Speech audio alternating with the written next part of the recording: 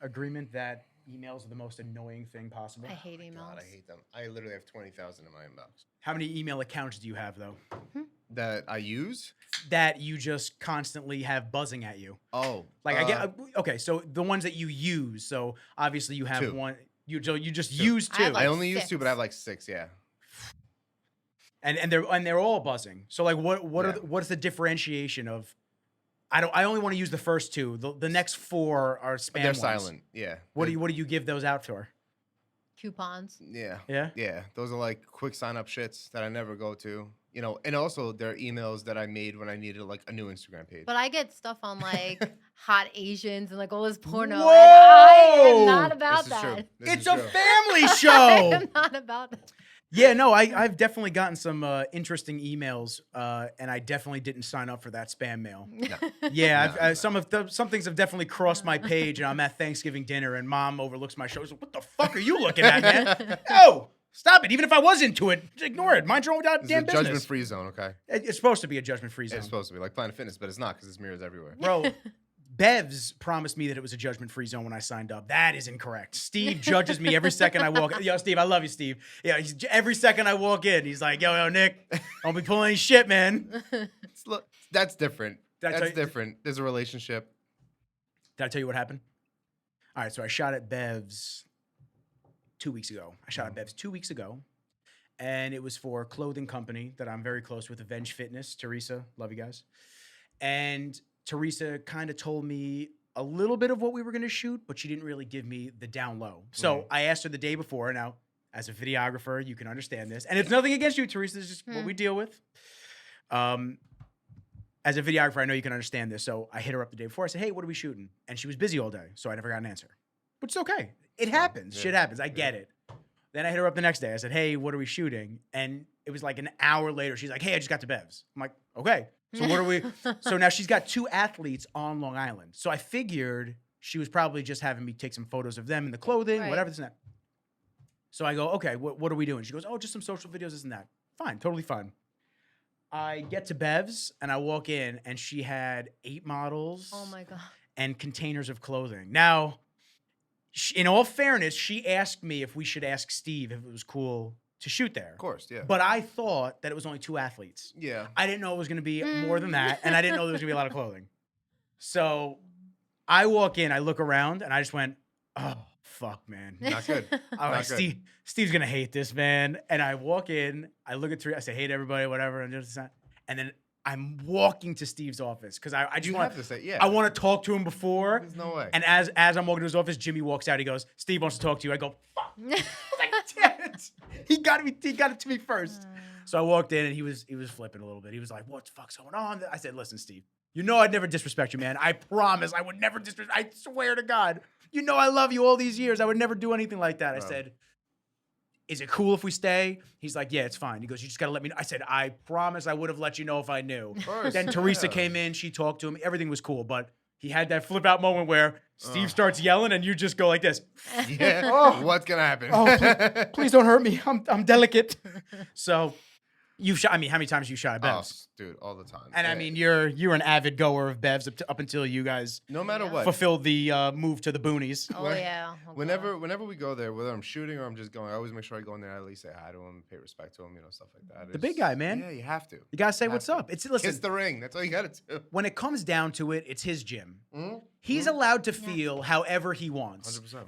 That's why I couldn't unvalidate his opinion on how he felt. I knew he was gonna not like it. Of course. Because if it was my gym and people just randomly had a tribe of people come in, Can't do that. didn't run it by me, I would flip too. Yeah. So I get it. And whatever he says, you listen. Oh, I yeah. mean, You have to. I used to do fitness shows and I was posing in front of him and he's like, you're beautiful. You have the whole package. People like you bother me because you walk like a duck. And I was like, I got to practice my walking. I have to get a posing coach. He doesn't. He just says it how it is. Yeah. And very few people do that. And I appreciate the people that do course. that. Do that. I appreciate. Yeah, I do. I appreciate the people that do that far more than the people that just like, yes, it did that. Well, at least you know what you're Yeah. gonna expect. You know what it's gonna be. There's no bullshit. You always know what it's gonna be. I was shooting blessings at Bev's, and he was posing in front of Big boy. Steve. That's Big boy. Yo, I love him. He's great, man. So we're posing with Steve, and we shut the door. and Steve didn't get time to put the air conditioner on. Oh, boy. So blessings. It's not that he didn't smell. He's just sweating. sweating, and he's like a furnace in there. So all you see in the video is just like Steam. and the glass behind, and all of a sudden there's just a line that you see Steve. I think Steve says things to like make me laugh, and he like because he looked at my reaction to see. So I'm filming blessings, and all of a sudden he goes, "Yo, man," he's like, "I would have opened the door if I knew you." He goes, "You're sucking all the oxygen out of here, bro." He turned to me, looked at me. I start laughing, and he winks, and he goes right back to like telling him what not to do with posing.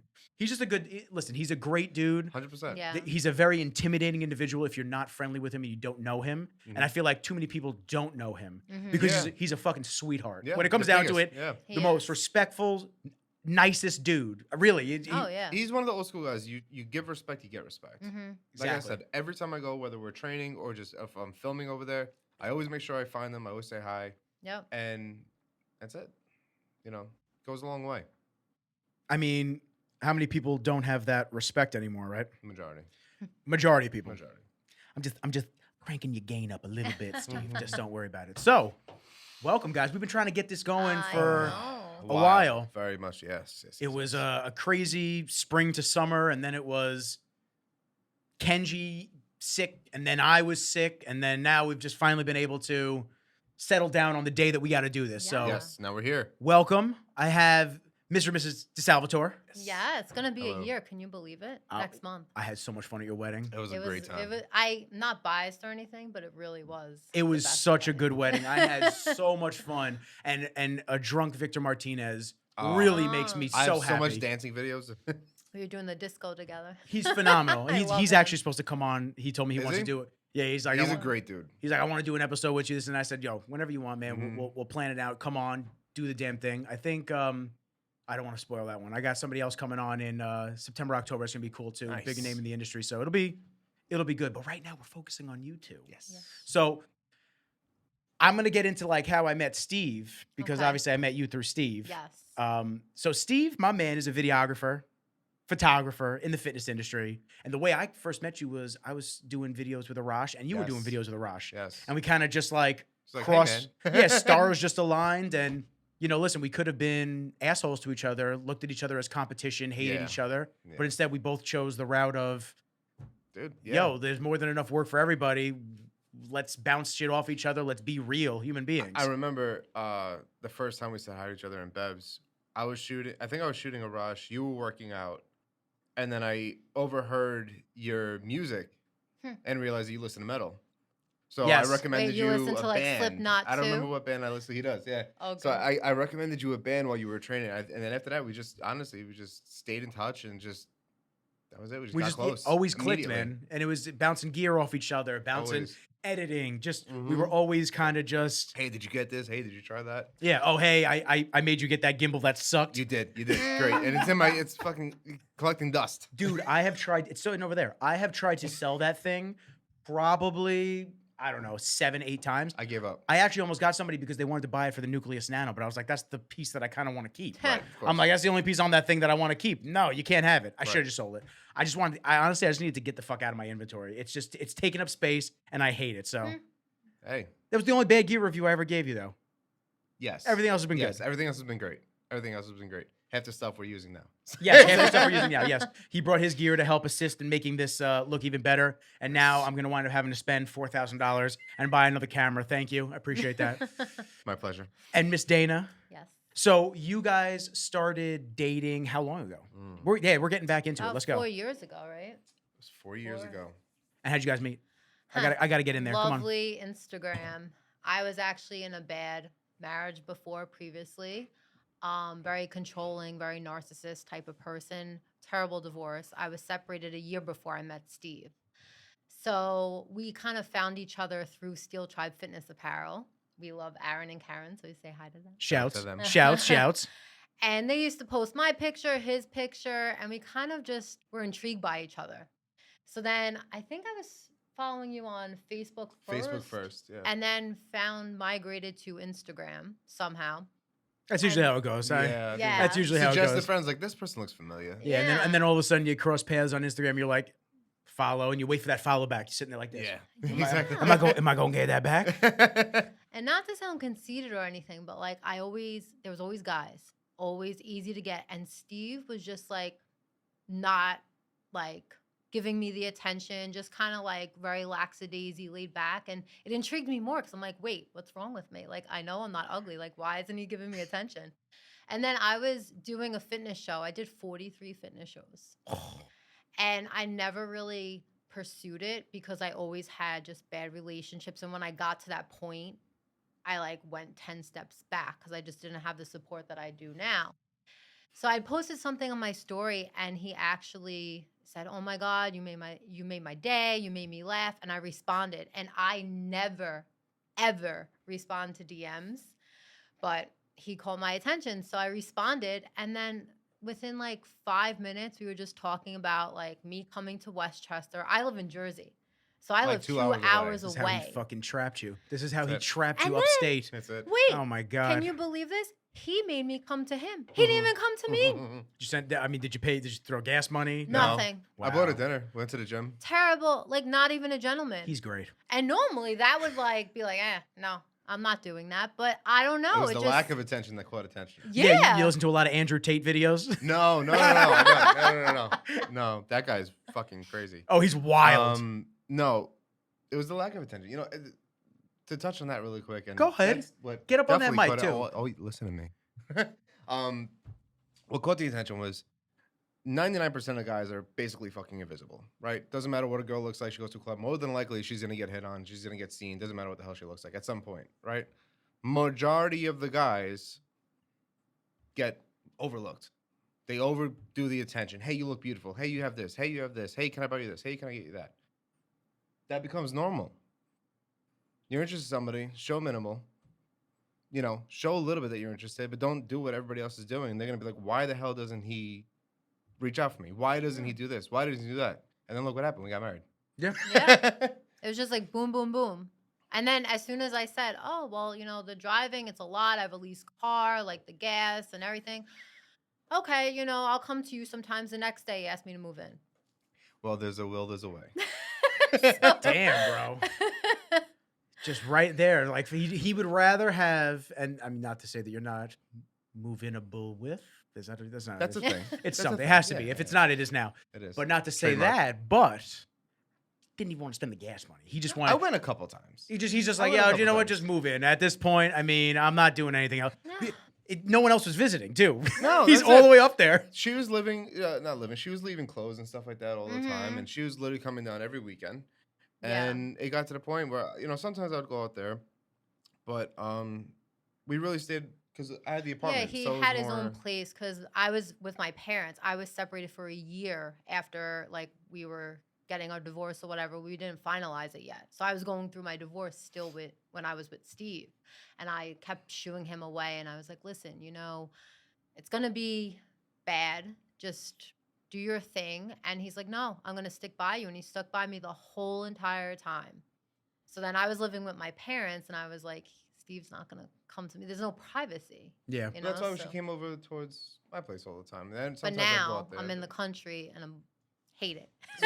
It's Westchester. No, it's not Westchester. It's the It's end of It is Westchester. the boondocks. No, it is farther than Westchester. get no remember when you asked me to service. come up there and shoot the Yeah. engagement video, or no, Oh. the It's engagement. it was getting Yeah. yeah, engagement video. I remember when you asked me to come shoot that. I'm not even joking, man. I was driving, and when I looked at it on the map, it didn't look that bad. It's So I'm not like, that okay, bad. cool. And then I'm driving, Your ears are popping. and then I'm Oh my driving, God. and then I'm driving, and I think I looked out the window and I saw all the gnomes and the seven dwarves in the mountains, and I thought they were filming Lord of the Rings by you. I'm like, I what the wish. fuck is going on up I there? wish. It's Quiet. quiet. It's too quiet. Too for me. quiet. We want more of a like we're gonna leave that area when we get a house. We want more of a younger area, a little more shopping stuff like Civilization. that. Yeah, not a city because I You grew know, up in the even- Bronx. I don't want that anymore. No. You know what I mean? I'm done with that. No. But even by us, there's just like one food store, one home store. Like I want to be able to drive different towns, and there's 100 different things. Like Yep. we go Yeah. by Acme. That's- I hate Acme. That's my town right now. I moved into Huntington It's Village. so cute. Huntington Village is perfect. I literally wake up, I walk Kenji down into the main village area. There's a pet store. There's Mhm. tons of restaurants, tons of bars. There's a card shop. I played Magic the Gathering there. I was playing last night. I saw you post. I'm playing. Yeah, you like that? When you're the most athletic person in the room, yo, it's wild, man. I'm never that person. So there's a movie theater. I That's mean, dope. it's Yeah. just got everything. I walk to the coffee shop. They give Kenji a puppuccino. That's Aw, awesome. how It's just cute. it's just dope. It's really just Shout out Kenji. shout out Kenji, who's not here right now. Just too little room in here. We got like 900 cameras over there. But it's such a nice environment to be in. Yeah. And that's what I wanted. You know, it's not cheap. But for me, But that's what you're paying for. that's what I'm saying. For Yeah. me, it's worth it. Like I tell my friends my rent, they're like, I could. Yeah, but like, guess what? I don't have to drive anywhere. Yeah. Right. Technically speaking, I don't have to drive anywhere. I Yeah. can walk around town. It's sort of like semi-city living. Yeah. Yeah. We were driving up here and I'm like, oh my God, all these little stores, these restaurants. Like, it's such a cute little Yeah, place. Roslyn is a beautiful area. love it. Now picture this times 2. That's what Huntington is. That's Wow. awesome. Yeah, I mean, it's awesome. So, I just I'm very happy with the move. I'm very happy with the move. My landlord's not in here. I gotta get a new office and new studio, and I'd like to have an area for the podcast over here. Yeah. All my editing stuff over here. Just make it so this way it's just much more Yeah. studio-like. So I walk Yeah. in, sit down, record, but I don't have to worry about being on top of myself because for the people that can't see, I'm on top of myself. I'm a little on top of myself. It's still nice. It's a good problem to have, though. It's cute. We've expanded. We got a lot of new clients. Everything's been going good.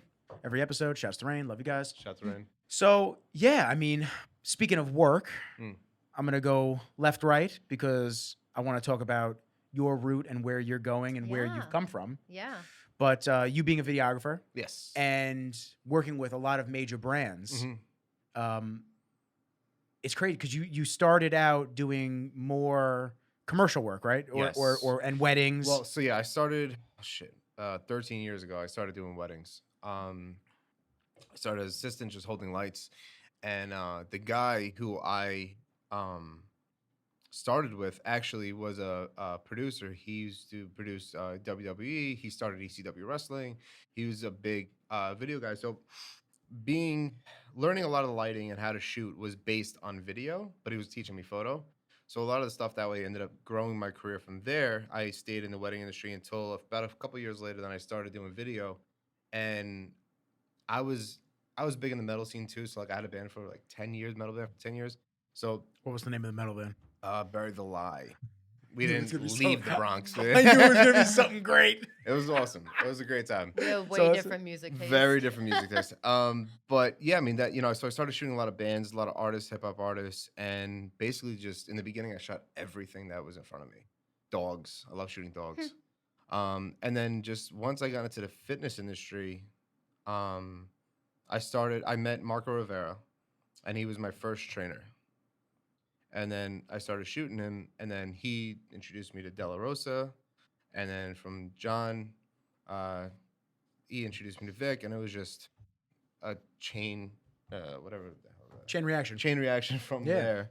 And through them is how I basically grew in the fitness industry, and that's when I started working with brands. And then as I grew as a producer and a photographer, I started really just going into more of digital marketing, developing websites and stuff like that for brands, because working with brands goes a lot further. I don't, not to say anything about athletes or anything, because they have to be their own brand, but a lot of them don't really see it that way. You know what I mean? A lot of them want Oh no, I Instagram know. videos, and then paying this much for an Instagram video. Like, yeah, but what are you doing with the video? You know what I mean? So if you're just doing it for content, all right, I get it. You don't want to drop all this money. But if you're your own brand, it's an investment in yourself. So that's why I ended up going towards more of companies and brands. It worked out a little better. Which is, I mean, listen, that's why I stopped shooting a lot of amateur athletes. I Mhm. couldn't do it anymore. Mm-hmm. And it's nothing against them. It's nothing against the content. No. But like, it wound up being just like a dick measuring contest with like, oh, this guy did a video at the gym, like this local guy. Oh, I got to do one now, and I got to do one now, and I got, and I'd have to tell these guys, I know you see me filming Kai, and I know you see me filming Arash and Flex Lewis, and and it's not to say that your video isn't going to be amazing, because it will be, because I'm Right. going to put my all into it. I'm going to make sure it looks 100%. fantastic, but just understand you're not going to look like them. Like, you think this is going to be a banger in your eyes of what you've seen in the fitness industry. And it will be great, Right. but it's not going to be what you're thinking it is because your physique is not that. Yeah. And you just got to understand, like some of these dudes had unrealistic expectations. Unfortunately and fortunately, some people don't want to hear that. Yeah. They're and that's fine. Then I'm not the guy to work with. No. Because I'm Yeah, not, especially with Photoshop and shit like that. That's my. I love photo. No, I hate Photoshop. No, You no. always tell him, "Can you take out my arm? Can you take out this? Can you cut Nah, I this can't It's do out?" like it. you know what you look like. Just, you know what I mean? 90% of my shoots are men. 90% of my shoots are men. And To be honest, it works better that way. I'm listen, dude, I would love to shoot more females, and it's no offense to the females. Yeah, no offense. But it's I can't sit easy. there They're for pains in the ass. I just can't sit there for hours and like take this in, take this. Like I'll smooth some skin, very basically. I'll take a That's it. zit out, like whatever. Yeah, blemishes, all but that stuff. but if You want them to still look real and not filtered. exactly, and Is how it? many photographers have you seen Oh over my the years God. where So you many of see them. with the photos that they take, the people in person that they took the photos of, and you go, that's not the same person. No. Nah, no shot. No, if We you went just talked missing about and you this the other photo on a day. milk carton, no one would find you. No one would find No you. one would find you. It'd be gone. Especially with these fucking filters. Oh my god. But to touch on that real quick before we end up going into filters. Sepia. Sepia. So the thing about what people asking about Photoshop, oh, can you make my arm bigger? Can Get you on make that my mic. waist bigger? Get on that mic. Get on that mic. Hello. Yeah, there you go. Come on. You know, if I'm delivering 40 photos and I got to make your waist bigger and your calves bigger and your arms bigger in every photo, it's not going to look the same. Correct. So it's just like, listen, you know what you look like. You know, you got a photo shoot coming up. You know, The do no worst carb is for a for week, us whatever you wanna women do. Like, because you when know, I'm trying to well, find a women, yeah. makeup artist and all the faces are filtered and I'm like, I go to test them out and I was like, wait, this does not look like the same work. And Like, makeup artists are expensive. Yeah. yeah, like $200 for a trial and then $400 on the day of. And I was Mhm. like, oh my God. Meanwhile, I'm just sitting here with the guys I work with. I'm just sitting here hoping that they didn't eat like shit all weekend. I know. Because they're going to come looking filmy and holding water. I'm like, dude, you knew you had a shoot, man. Come on. You can eat the brownies after the shoot. Well, that's one good thing about athletes. The majority of the time, they prep for the shoot. Sometimes. Some of them. I'll Sometimes. tell you what, man. I've been lucky, I guess. I'll tell you what, man. Raj always had the perfect skin tone after his shows, man. Mhm. That dude would just exfoliate like an animal. I don't know how. And he would just come to the shoot not looking splotchy from the tan, glistening. Yep. Everybody else, bro. Leaner. Dude, everybody else, patch, this, that. I'm like, dude, what happened to you, Sweating man? on stage. Yeah, what did you roll on gravel after you left the contest? What's going on over here? It's just a very interesting world. It is. I love the bodybuilding industry, honestly. Like, you know, we've been both involved with it for a long. You've done a crap many load of shows. shows. I've just been involved mainly in the production side. You know, I was prepping for a show, then I got a minor tear in my pec, and I just kind of threw everything on. But You didn't miss anything. I regret it's doing fun. it though because like I have severe body dysmorphic disorder. Like Since yeah, because of And- it. Yeah. people look at me and they think I'm stuck up and they think like, oh, she's cocky, this and that. Nope. From all those shows, it's just you know what your body's capable of doing, even though you know it's not sustainable. Yeah. So, So- anything less, you feel like a pig. You so feel like touch on that for a second because that's a very important thing for a lot of my female listeners. yeah. And there definitely aren't as many as I'd like Mm-hmm. because I do have a lot more male guests. And, you know, listening to a podcast is all about connection. Of course. Mm-hmm. So people hear things that they connect with. That's when they get hooked and they want to listen. But if Yeah. they don't and they don't agree, they're just going to fizzle out. They're not going to listen. So the body dysmorphia, Is a real thing. It's real. it's a real thing. And it's a Yeah. real thing for both sexes. yeah. Of course. However, females definitely get hit with it worse. So there was Yes. a girl that I was talking to recently, and she had just competed, and I told her, be very careful with your rebound Mm-hmm. and be very careful with your water intake after the show. Of course. Yeah. Just be mindful. Right. You know, you're gonna have mind issues after the show, no matter what. You just are. 100%. Oh yeah. It just is what it is. Mhm. It's part of the game. But you can mitigate some of it by not holding a ton of water, blowing out, Mm-hmm. eating food, and then your body just reacts and responds horrifically, and you sit there and you go, "What the fuck happened?" You know, for me, and I want to get into your story, your fitness journey as well. Mhm. But for me, you know, my coach at the time didn't tell me about rebounding, and I've said this on a couple of episodes. I was just about to say that. Yeah. Said this on a couple episodes. He didn't tell me about rebounding. Yeah. I was 150 pounds on stage, and then I went up to 185 in 3 days. Oh my God. Okay. Wow. So I had edema, I had swollen ankles, I was very sick. And the crazy thing is, I was away at college when I was prepping. So literally, I'm away at school and my hormones are just shot. They're shot mentally, physically. I went from being shredded to having this big rubber tire of just water around my midsection. Good year. It was bad. And then my socks were causing marks on my legs because my ankles are so swollen. And just emotionally and mentally, It I really was fucks just you I up. was just fucked. Mhm. I was fucked. Like I couldn't focus on anything. So now the next thought process in my mind was, now I got to get ready for another show. Because now I'm Yeah. so fat now. Now I got to get ready for another show. Well, you know what you can do. You know what you're capable of. So that's where your mind goes to. Well, yeah, and the other thought process though for a lot of competitors is, well, the main way that I'm going to get in shape now is just by doing a prep. Yeah. Yeah. Because I'm going to put myself mentally through it, and I got to do it. 100%. If I tell myself I'm doing a show, I'll lose the weight. But Yeah. if I don't have a real goal. Yeah. Mhm. Even if they back out of the show. I would do that Yeah. all the time for the summer. Yeah. And it winds up being a vicious cycle. That's Oh, why so yeah. many people get antsy after they compete. Instead of reverse dieting slowly, putting on some quality Mhm. size the right way, and then dieting down a little bit later, they don't.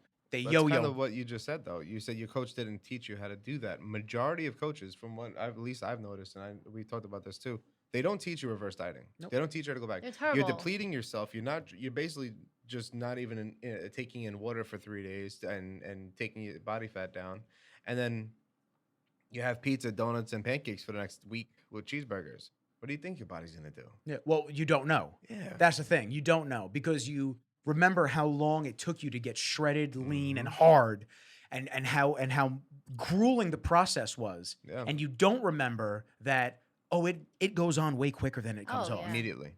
Way quicker. Mm-hmm. Yeah. I mean, I was so strict with myself. I was away at college. I didn't drink. I didn't party. I wasn't with girls. My mind was one mode, and it was the gym and getting ready for this show Has to be. and proving myself and everyone else that I can do this. Mhm. 100%. And it was. But then after that, ever since then, I could be lean and shredded still, and I still don't feel like Yeah. it's as good as what I could be. Yeah. Mhm. Even though I look 10 times better because I'm Yep. fuller, I'm Yep. happier. Mhm. My face isn't like Skeleton. Skeletor, right? Yeah. I feel good and I'm lean instead of feeling like death, looking like shit, but you're just way lower. Yeah. Mhm. Yeah. So a lot of the girls that I talk to, they have really bad mental issues Yeah. after they compete. I still like battle with it every single day. I'll look in the mirror, I'll get out of the shower, I'll rip apart my body. Be like, oh, I need a nose job. Oh, I need this. Oh, I need that. You're so used to just being judged in a competition. And I always did well. I always placed top 5, but you always compare yourself to others. I can be a little skinnier. I could be this. Why is she putting more muscle on than me? And I've had coaches starve me, make me do hours of cardio a day. And it just wasn't enough. Steve would probably be sick of hearing it that every single day. I'd be like, oh, I'm fat. And people would look at me on my worst day and say, wow, you're beautiful. You look nice. You look good. Oh my God, you look so lean. And I'd be like, how can they see that? Like, I look like fat. I would never wear a sports bra or my belly out because I have fat coming over my pants. And like, I'm not anorexic, not bulimic. Like, I don't have any eating disorder, but my image, it's like looking at a funhouse mirror. Like, I literally, I'll cry of depression, and people think the opposite. They think I'm stuck up, or they think I'm so cocky, like, oh, she's just fishing for compliments. But it really is a severe thing I struggle with every day. It's difficult to accept the compliments when you Yeah. internally don't feel that those compliments actually relate to you. It makes me uncomfortable when people compliment me. Really. Like, people will be like, oh, you're such a beautiful girl. No, I need more Botox, or my nose is too pointy and long, or, and it's also where I grew up, the people, the relationships I've been in. Mhm. It was always like I was their trophy and I had to look a certain way or be a certain person. And the first time Steve told me I was beautiful, I had no makeup on. Well, and I'm like, yeah. wait, he can't see me without lashes. He can't see me without makeup. And it's just, There was a good reason for that. yeah. You got it in the Goes back to the filter thing, tell Yeah. him. Okay. So basically, I don't want to get judged. Basically, there's a lot of people that you basically you're almost dating two different people with makeup without makeup, right? Everyone, that's true. It is Yeah. what it is. Generally, I've been pretty lucky where a lot of my exes don't Yeah, wear a lot of makeup, and I've been pretty happy with that. I haven't really dated any. No, I haven't really dated any girls. Yeah, I haven't really dated any girls that put a lot of makeup on. There are out there, Ye- and Well, that's why I'm also saying like there seems to be rare. well, that's one of the the first time I told her she was beautiful was right after we woke up with no makeup. Like I want to see your natural self, and that was You're like, if there's two different people, when you have makeup on and take it off, then I don't want anything about it. Well, you see a lot of those TikToks and you see a lot of those reels on That's the Instagram. thing, You yeah. see a lot of The these. filters. Look how different the girl looks when she puts the makeup on, and There was a girl, I mean, beautiful on Instagram. This just happened the other day. Can't mention names, but beautiful on Instagram. And I she's used to talking about me. I used to literally like obsess over her. I'm like, oh my God, she's gorgeous. And I used to tell him, and again, go to comparing. Oh, she's so pretty. Oh, she has big lips. I need this. I need that. I saw her in person without makeup. I kid you not. Like, totally different person. Yep. I was like, you're kidding me. This is not the same person. They all swore me up and down. Yes, it's the same person. And I was like, oh my God, these filters need to stop. Yeah, the filters need to stop. It's bad. Yeah, it's Especially I'm in skincare, so I'm like, if you're putting a filter on when you're doing skincare, kind of not a good sign. well, yeah, it defeats the entire purpose of it. I'll tell you who I saw at one of the LA Fit Expos. This was a couple years ago. I saw that chick Soma Ray. I Yeah, know you who know she her, is. You know who she is. You would know who she is if you Yeah. saw her. maybe by face. She's pretty. Well, It's not that she wasn't pretty. I think she was still pretty, but looked not the nothing same. Like Instagram. like her photos and her videos. Just didn't look anything like it.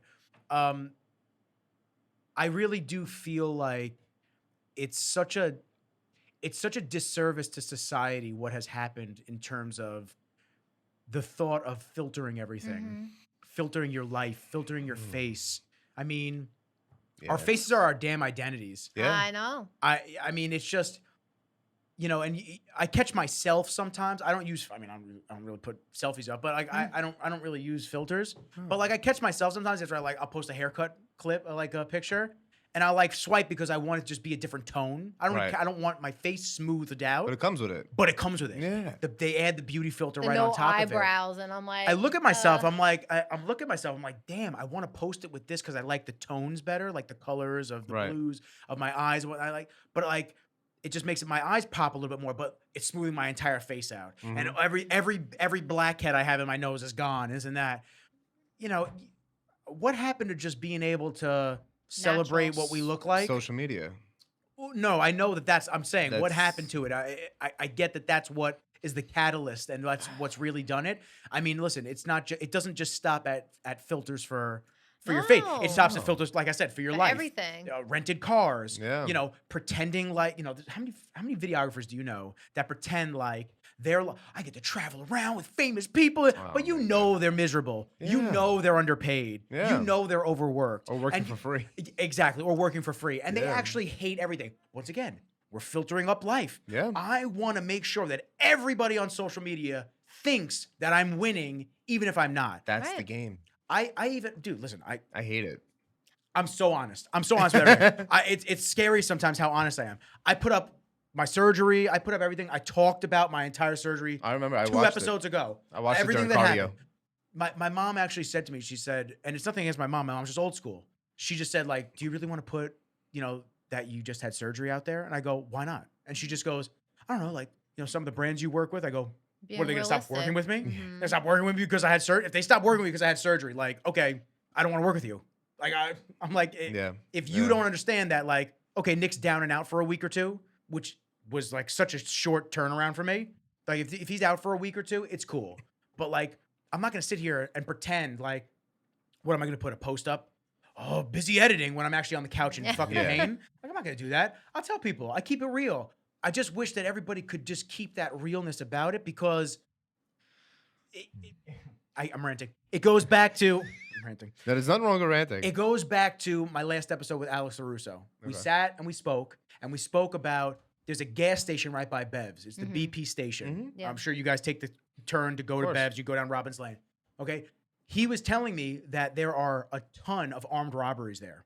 They'll take your car. Wow. His friend just got robbed there a couple of days ago. What's the deal with that gas station? They don't talk about it because they don't want the homes in Syosset to drop in value. Wow. So my whole thing is, transparency. Terrible. People need to know this shit. Yeah. And it's just life. I don't want to just hear fluff. I'll tell you I one don't thing, wanna bro. see They're fluff. about to know. Yeah, they're about well, 2 episodes in a You row. know. And if you get robbed now at that gas station, you fucked up. You should have been listening here. I'm telling everybody. Don't go to BP. Wait, I had a friend, okay, and she was telling me, oh, I'm in Hawaii. She posted a picture, all these palm trees. So I messaged her. I'm like, you bitch, you're in Hawaii, like you lucky bitch. She goes, Dana, you've been to my house several times. I'm in my backyard. She had a beautiful backyard. And just, and then everyone's keeping up with the Joneses thinking like, oh, she has this fabulous life and girls compare. And they're like, oh my God, she's rich. She's this, she's that. Oh, she's on vacation No, every week. Oh She's my in God. a backyard. Oh my God. This is how do I get I don't understand. Why is my life such shit? Yeah. It's so terrible. My boy Tyler, Tyler, I love you, baby. But it is what it is, man. I got to use you as an example. My boy Tyler, he would constantly swipe through social media. And I tell him all the time, like, dude, you got to stop. You have to stop. Because he would constantly think like, oh, this person's on vacation. Oh, this one's doing this. Oh, this one's over here. I'm like, you can't keep comparing it. Because guess what? They're Most of not. these people either are not or they are, and they're spending all their fucking money and Yep. they're just being totally irresponsible. And they live with and their they're actually parents. miserable. Yeah. And they have to actually do all these things to just have a relevance for themselves, Mhm. or they think that they have some type of an image to uphold. 100%. And they want to use this fake lifestyle as a excuse that they're important. Yeah. And it's a really sad society. So I try to, when I go on social, I try to remind myself of these things because I see a lot of shit too. Like I said, you see other videographers working Oh, with yeah. people, brands, blah, blah, blah. Like, oh, this person sent me this piece of gear for free. And oh, I did this. Mhm. You try to just, I'm doing great. I'm staying in my lane. I'm moving at the speed I got to move at. I go, oh, this person's on vacation again? Great. I'll plan a vacation for myself when I have time. But like, social media really does just screw Yeah. with people. 100%. And the psychology behind it. Did you see that post I put up today? Post I put one? up today was wild. Your story? Yeah. Yeah. It was cool. It was like a little swipe through. I like that. Nick Carino, I saw you just texted me. Love you, baby. Yeah, it was the features like pull to refresh and endlessly scrolling on apps to get new posts on every scroll my keeps God. us hooked on our phones the most. What you can do instead is don't refresh every time while you're on social media to get out of the illusion of control. Yeah. That was like one swipe. It's this cool account called Value Vision. I really like them. They do a lot of Check 'em out. motivational posts, but they do a lot of like graphics with the motivational posts. What was that thing we watched? It was a The Netflix thing. the social experiment? Yep. Yeah. And it's crazy how like Ugh. it really is. People, even fitness people, Makes they'll you wanna recycle delete old everything. pictures. Oh yeah. It's like the 3 dots when people are typing is literally there just to keep you Where on. you're sitting there hooked. Yeah. You're sitting there hooked. Like Yeah. you're like a crack feed. People don't want to go to Android because they don't want to lose out. And I'm not saying Android's better because it's not, but It's definitely not. it's definitely not. The apps suck. But people don't want to move to a different phone ecosystem because they don't want to lose out on Yeah. red receipts. They don't Yep. want to lose out on FaceTime. They don't want to lose out on all Yeah. of these things in the grand scheme of things that don't matter. Right. Because realistically, the phone just needs to make a call Yeah. and receive a call. Yep. That's it. But because we're in the position that we're in, all of us, you kind of have to have social media. Right. So you guys understand and know the importance of it. Yeah. Trust me. I wish I could delete it all tomorrow. Yeah. I wish I could delete it all He tomorrow. says If that. I He didn't would have not to be use able to this- handle without Instagram. I'm getting and- shadow banned. I'm definitely getting shadow banned. 100%. Oh my God. My views compared to like what they used to be versus now. I think it's also the stuff that I post that kind of gets me shadow banned. I don't see any of your shit. You don't? No, I see her stuff on and off. I don't see a lot of your stuff. Sometimes it's controversial.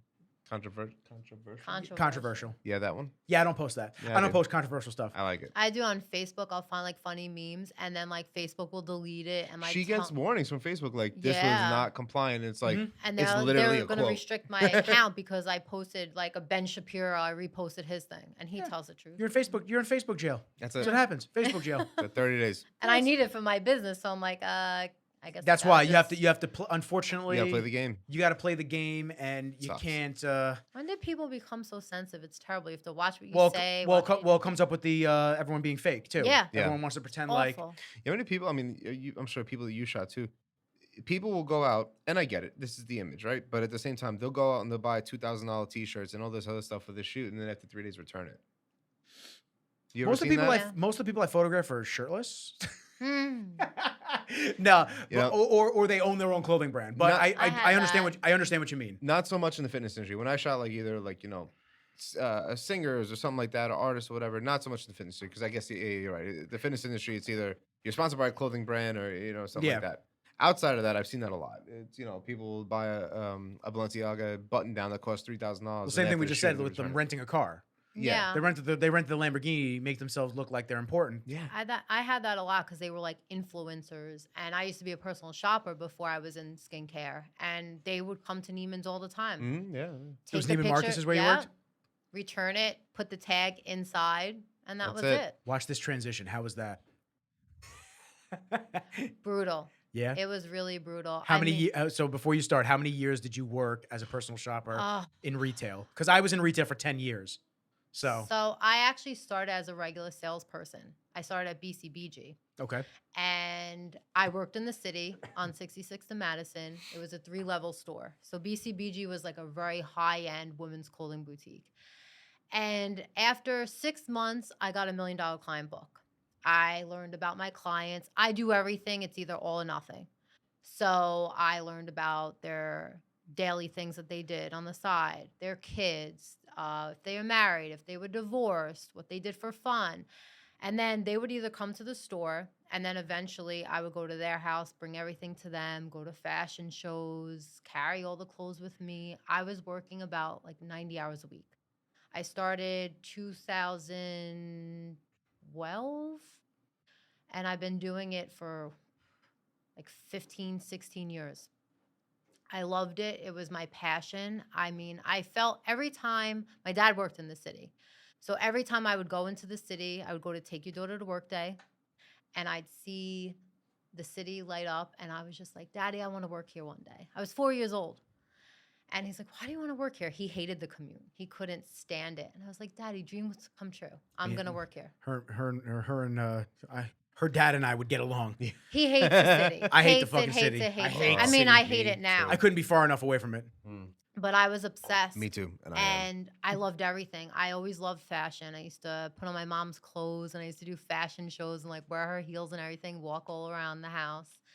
And I just remember like so many milestones I hit after 6 months, getting $1 million client book. I just go to Christian Louboutin, buy my shoes, and I didn't even wear them. It was just for accomplishments. And to like just sit in my closet to say, okay, my first $1 million client book, here's a pair of shoes. I graduated, here's a pair of shoes. Had celebrity clients, here's a pair of shoes. And Let me stop you for 1 second. Let me ask this. So when you're working as it's concierge, that like, what is it called? personal shopper. Personal shopper. Mhm. So when you're working as the personal shopper, how are you getting your clients?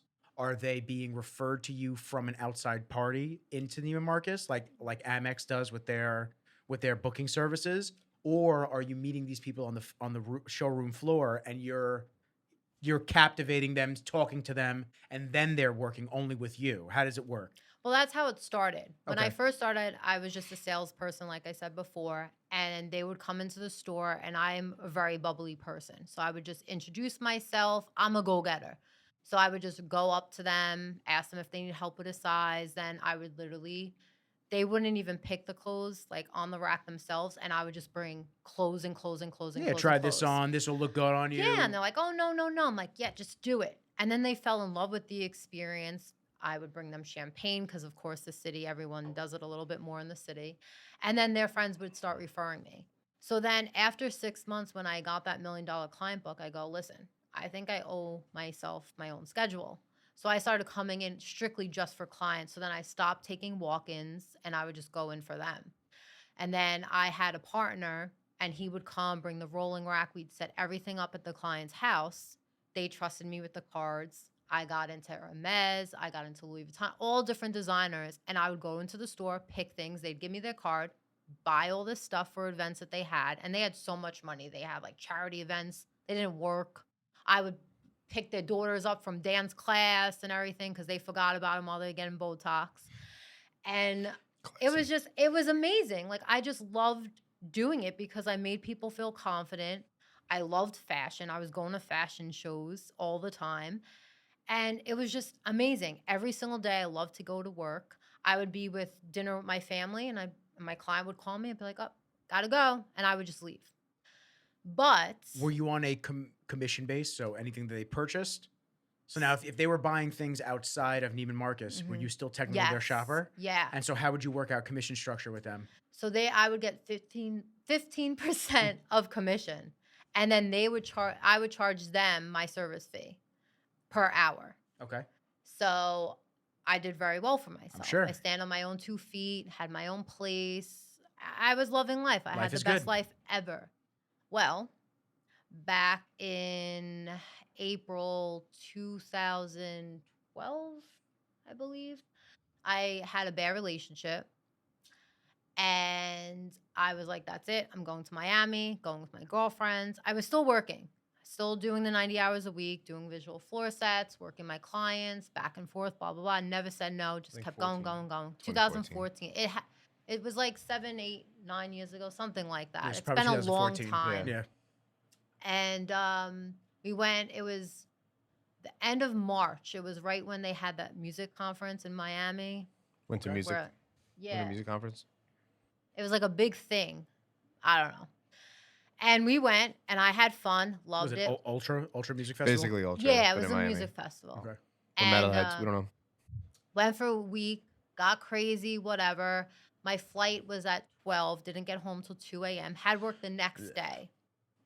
Went to work, did a double. My friend was like, oh, I haven't seen you, blah, blah, blah. Let's go hang out. Okay, fine.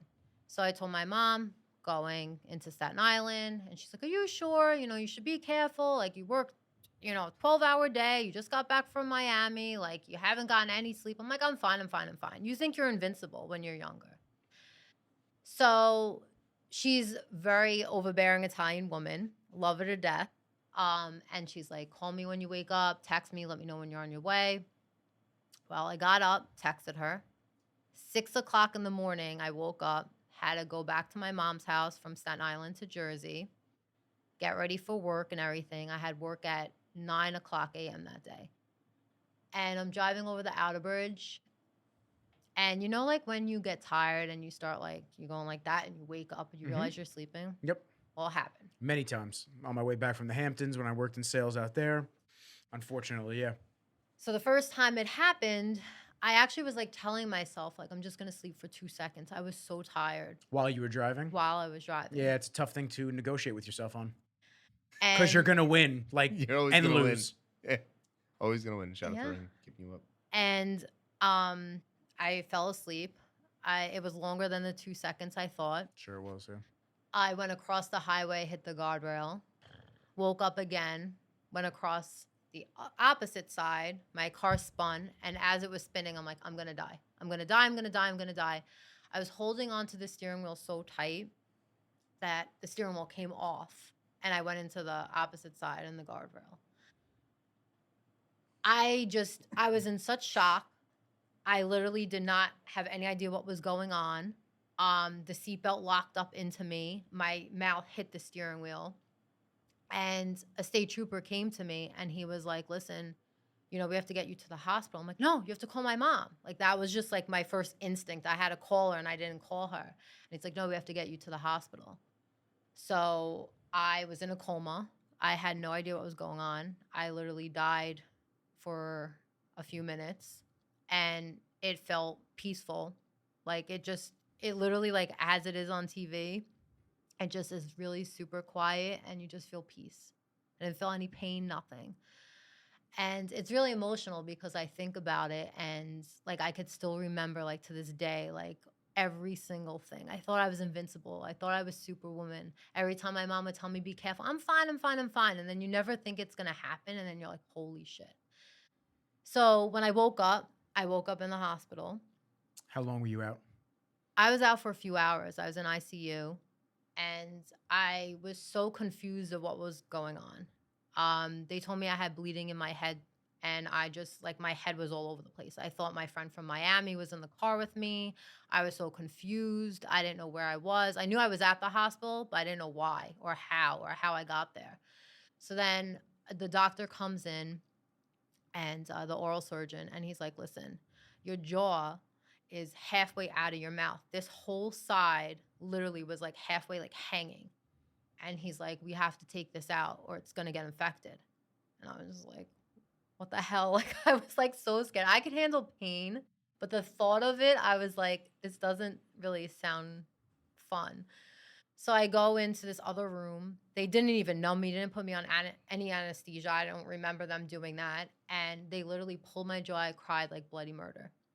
All of a sudden, just teeth fell out. And going back to this body dysphoric disorder, that's what I was worried about. They told me I had a split liver. The seatbelt, because it locked up, it split my liver in half. They couldn't do anything because liver rejuvenates on its own, so they couldn't do anything with that. They told me I had bleeding in my head, holes in my lungs, and I was worried about my teeth. Did you have a TBI? Did you have a traumatic brain injury? Yeah.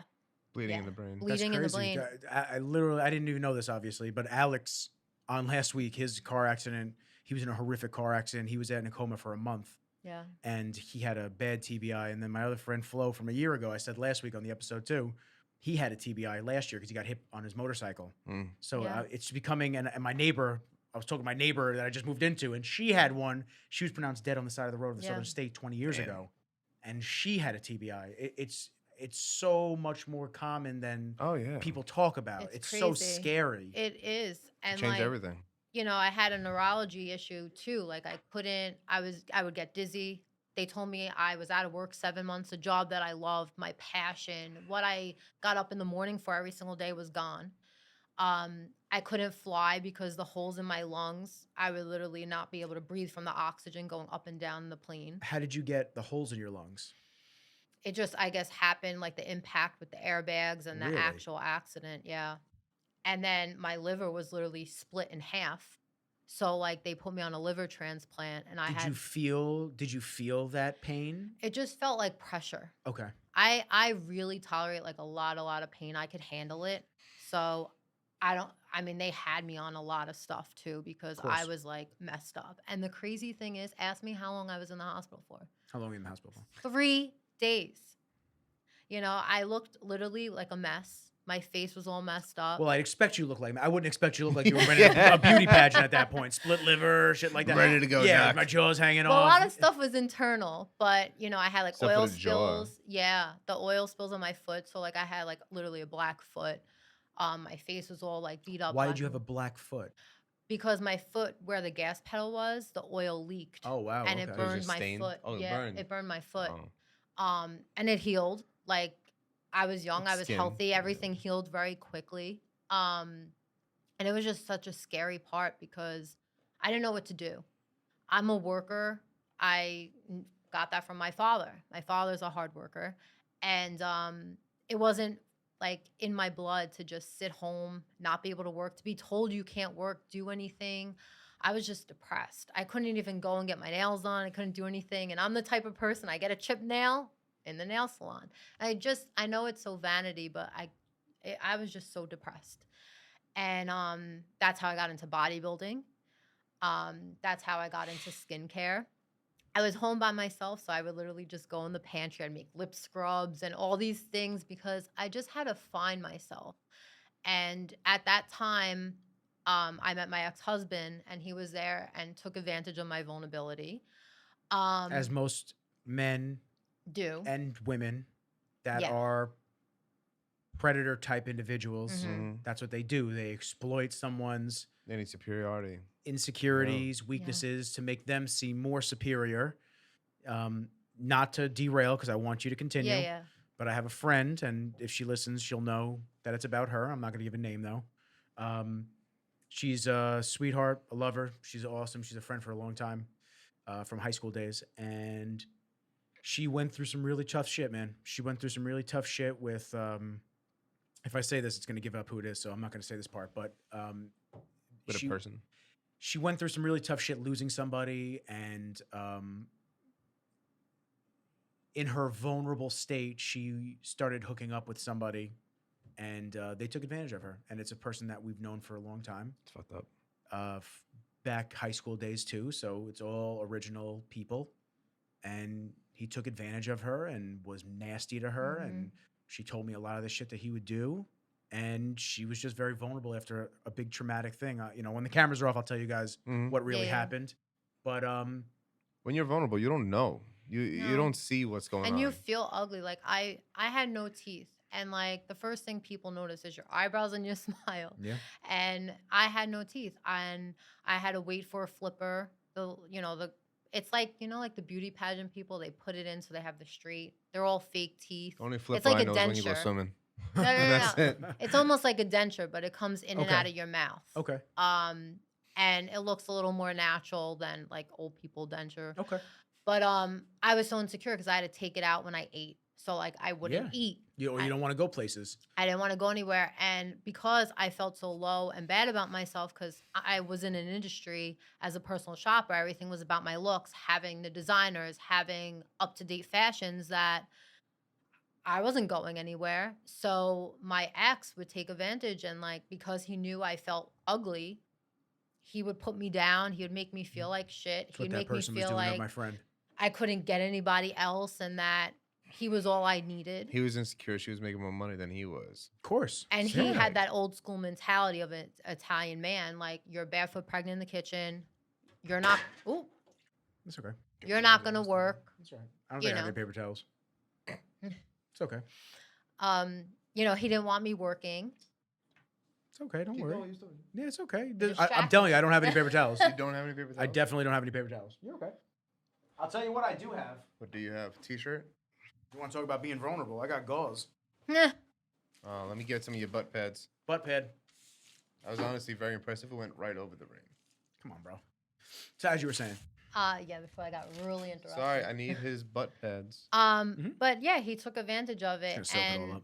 I also noticed too, when I was in the hospital, a lot of my friends, quote unquote, that I thought were my friends, were just there for me because I got them into restaurants. I had a lot of networking. I knew a lot of people because working in the city, my field, all the connections I've made, people took advantage of that. Of course. So the people I thought that were my friends that would be there weren't. So he kind of pushed that too, like, oh, well, I'm here for you.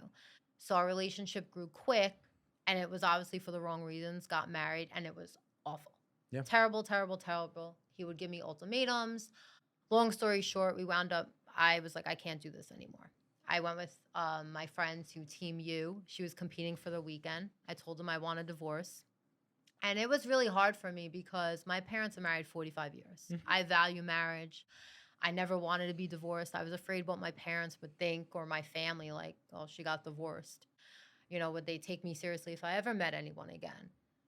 They obviously did. But so it was really tough for me. And that was like a real pivot time in my life that I lost everything. And my ex told me, he's like, oh, you could work at Bed Bath & Beyond down the street. So that's what I did. I respected my husband. I was like, you know what? I'll work there, but I'm going to work on my conditions, and I'm going to be the best worker. So, like, no matter where I go, if I were to work at Starbucks, I'm going to be the best barista. I'm going to learn every single drink there is to make. I worked at Bed Bath & Beyond. I was like, I'm just going to do brides. I'm going to be a bridal consultant. I was #1 in the district. I take whatever it is and I make the best out of it. But I was miserable. You have to. I was miserable. Yeah. The clip I posted today was kind of so spot on to what you're talking about from the last episode, which is life is hard. Yeah. Life is shitty sometimes. Yeah. And unfortunately, you get pulled back to go forward 20 feet. Yeah. And it takes that pulling back to actually spring you to that next level and create that evolution within yourself. Yeah. 100%. I talk about peaks and valleys. I tell Tyler this a lot because Tyler has a lot of phobias and irrational, not irrational. He has rational but irrational fears that things are. I'm like, dude, you gotta relax, man. Yeah. You just gotta understand, man. It. Trust me, I hate when it's the valley. I hate it. I hate when you're low. But I was on top of the world when I got my first apartment in May. All my client contracts were coming in. I felt great. and then Kenji has a seizure. I have my issue, and I'm stuck, and I can't work. And now things are back to being great again. Yeah. So it's just it happens. You went through Yeah. the valley, you hit a little traffic, And you got to go back up. Yep. And that's all it takes. It just takes that realignment, that mental, I'm going to be the best that I can be and get out of this situation. Yep. And just like you said, you respected what he said at the time. Whether that was the right advice or not, I don't think it was, but No. whether it was the right advice or not, whatever it is, you made the best out of the situation and you decided to go do it. Yeah. So, but you said you were number one, you were doing your thing. I was doing my thing. And, I come from a family. I come from a very loving family.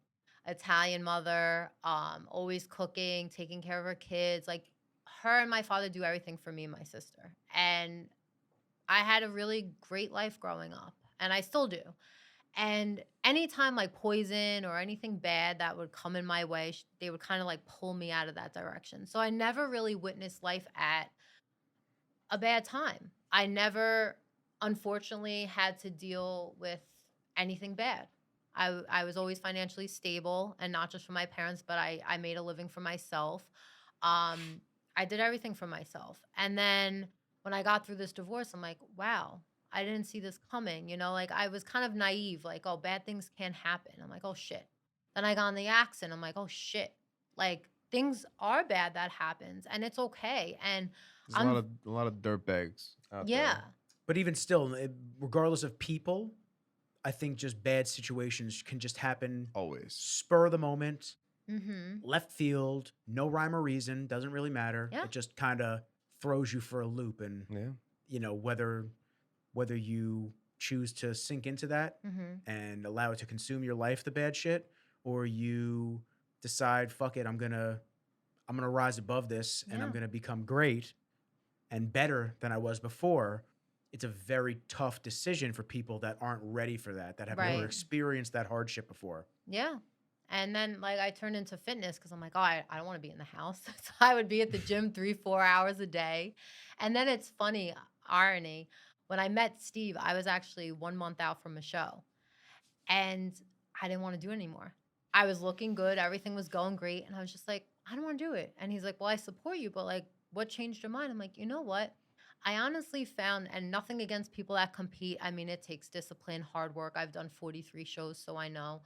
But I was like, I feel like I've always done it to run out of relationships, to be away from my relationships. And like, me and him are that couple that love to do everything together that I'm like, Yeah. I don't want to be away from you. I don't want to be at the gym 4 hours. I don't want to be meal prepping weekly. I want to spend time adventuring, doing things, learning things about each other. And I hung up my suit and I was like, I'm done. So that was like a real pivot time in my life. Yeah. There's a lot of people that don't get to that point No. until it's too late. And Yeah. it's sad. It's It really is. sad. I talk to a lot of people at Bev's, a lot of the older guys that have dedicated their lives, and this is nothing against them, but to being average, an amateur. And they never had a phenomenal physique. And they never, although they look fantastic, Mm-hmm. they never had a champion physique to compete on a pro stage. But they still competed at every show. Yeah. And they did everything, and they prepped every year and this and that. But along with that came neglecting their family members, Yeah. neglecting family parties, Of course. neglecting life. Yeah. So many people I've spoken to that have said, if I can go back, I would just not fucking do this competing stuff. I think the sport is great, but I think the sport is great in a healthy dose. Yeah. And unfortunately, it's not healthy. No. And you wind up obsessing over it. Yeah. And the obsession winds up consuming your mind. Of course. It's all I can do. It's all I can think about. Everything I do is going to affect this potential show day. Mm-hmm. Yeah. I used to bring from meal preps to the movie theater with my Yeah. friends. We Wait. did that. We made popcorn out of cauliflower. And Oh my wait, God, Also, like- our family was meeting for the first time. We were in AC, and I literally Ziploc bags. I had fish. I ended up changing your mind while we were at dinner, but she Yeah. brought like fish in a Ziploc bag to a restaurant. I'm like, listen, we're here, just eat the food. No, it's I brutal. ordered the It's same brutal. exact thing. I Ain't was like, doing please this. no butter, no oil, and I hope they didn't do that. End of But the I day, was just yeah. like, I can't do this. Like, it's just too much. It's brutal. And you're not enjoying life. You're missing out on so much. I know a lot of people that they'll do a show at the beginning of the summer and then that's it, and it just gives them a start to the summer body. Yeah. You know what I mean? So a lot of people they'll dedicate a few months, like 3 to 4 months, and they dedicate to that, do a show, and then You know the you have problem your stomach is and everything ready for the that show. people, there's such bad coaches out there. They win their first pro show, and then they think they know everything. Then they get an ebook, and then they coach people, and they trust them because they became a pro and they won their show, and then they mess up people's body. I mean, I wasn't getting my period for 6 months, for years. Me too. And I hate when that happens. ruined all your hormones, everything. I don't think you do. But if you watch my podcast and you know who the fuck you were my coach for the first 2 shows I did. Damn, you're a scumbag. Damn, you're a scumbag, man. Oh my God. You really had me fooled. I'll tell you, I had everyone else's meal plan but my own. And tons of steroids every week on my meal plan when I told them I'm natural.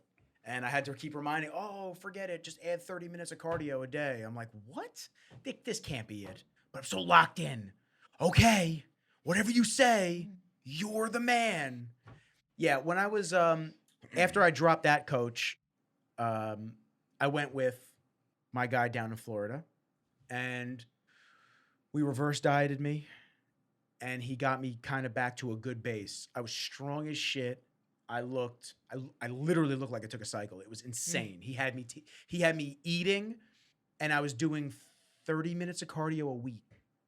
That's it. And I was shredded. I was like 6 weeks out from my show. I was diced. I was looking amazing. And I remember sending my progress picture to him, and he goes, yo, you look great, man. He goes, how do you feel?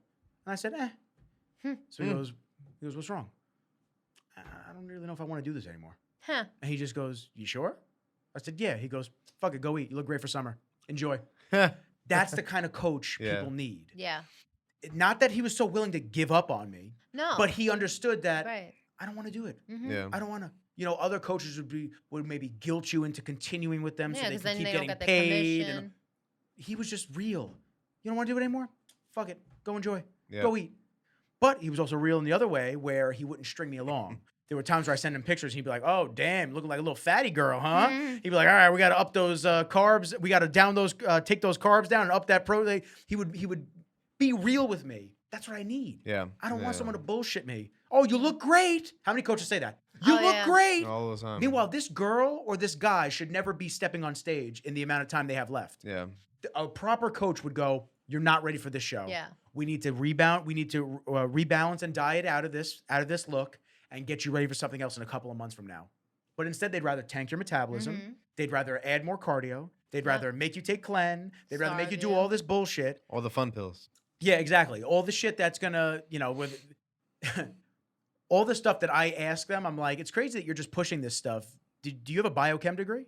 Did you go to school studying these compounds? Trial and error. And you bro. know how? Trial and error. That's good. Trial and error. Yeah, just like the guy that sells blow at the club, right? Trial and error. Hey, listen. You won't overdose if you take this much. It's like, come on. It's like 10 kilos to get the right one. Oh my God, bro! It's like these people. They bullshit you, and it's just for the check, for the look, like whatever it might be. Yeah. But you're hurting people. Yeah. And that's the biggest problem I have with the industry and the sport. It's the people that die or the people that have severe organ shutdown. Yeah. And then what happens? They're just pushed to the side. The next name comes up. It's Well, okay. yeah. Next person. Yeah. It's just bad. It's don't coming see up anything- tomorrow. And I hate to say it. It's coming up tomorrow. It's, what was it, 17? 5 years? Yeah, 5 years. 5 years Sean Harris has died.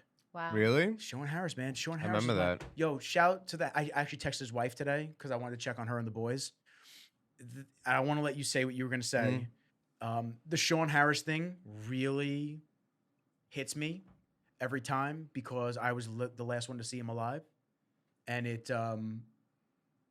hurt because I was so close with him and I had just started my video career and he was so excited to shoot with me.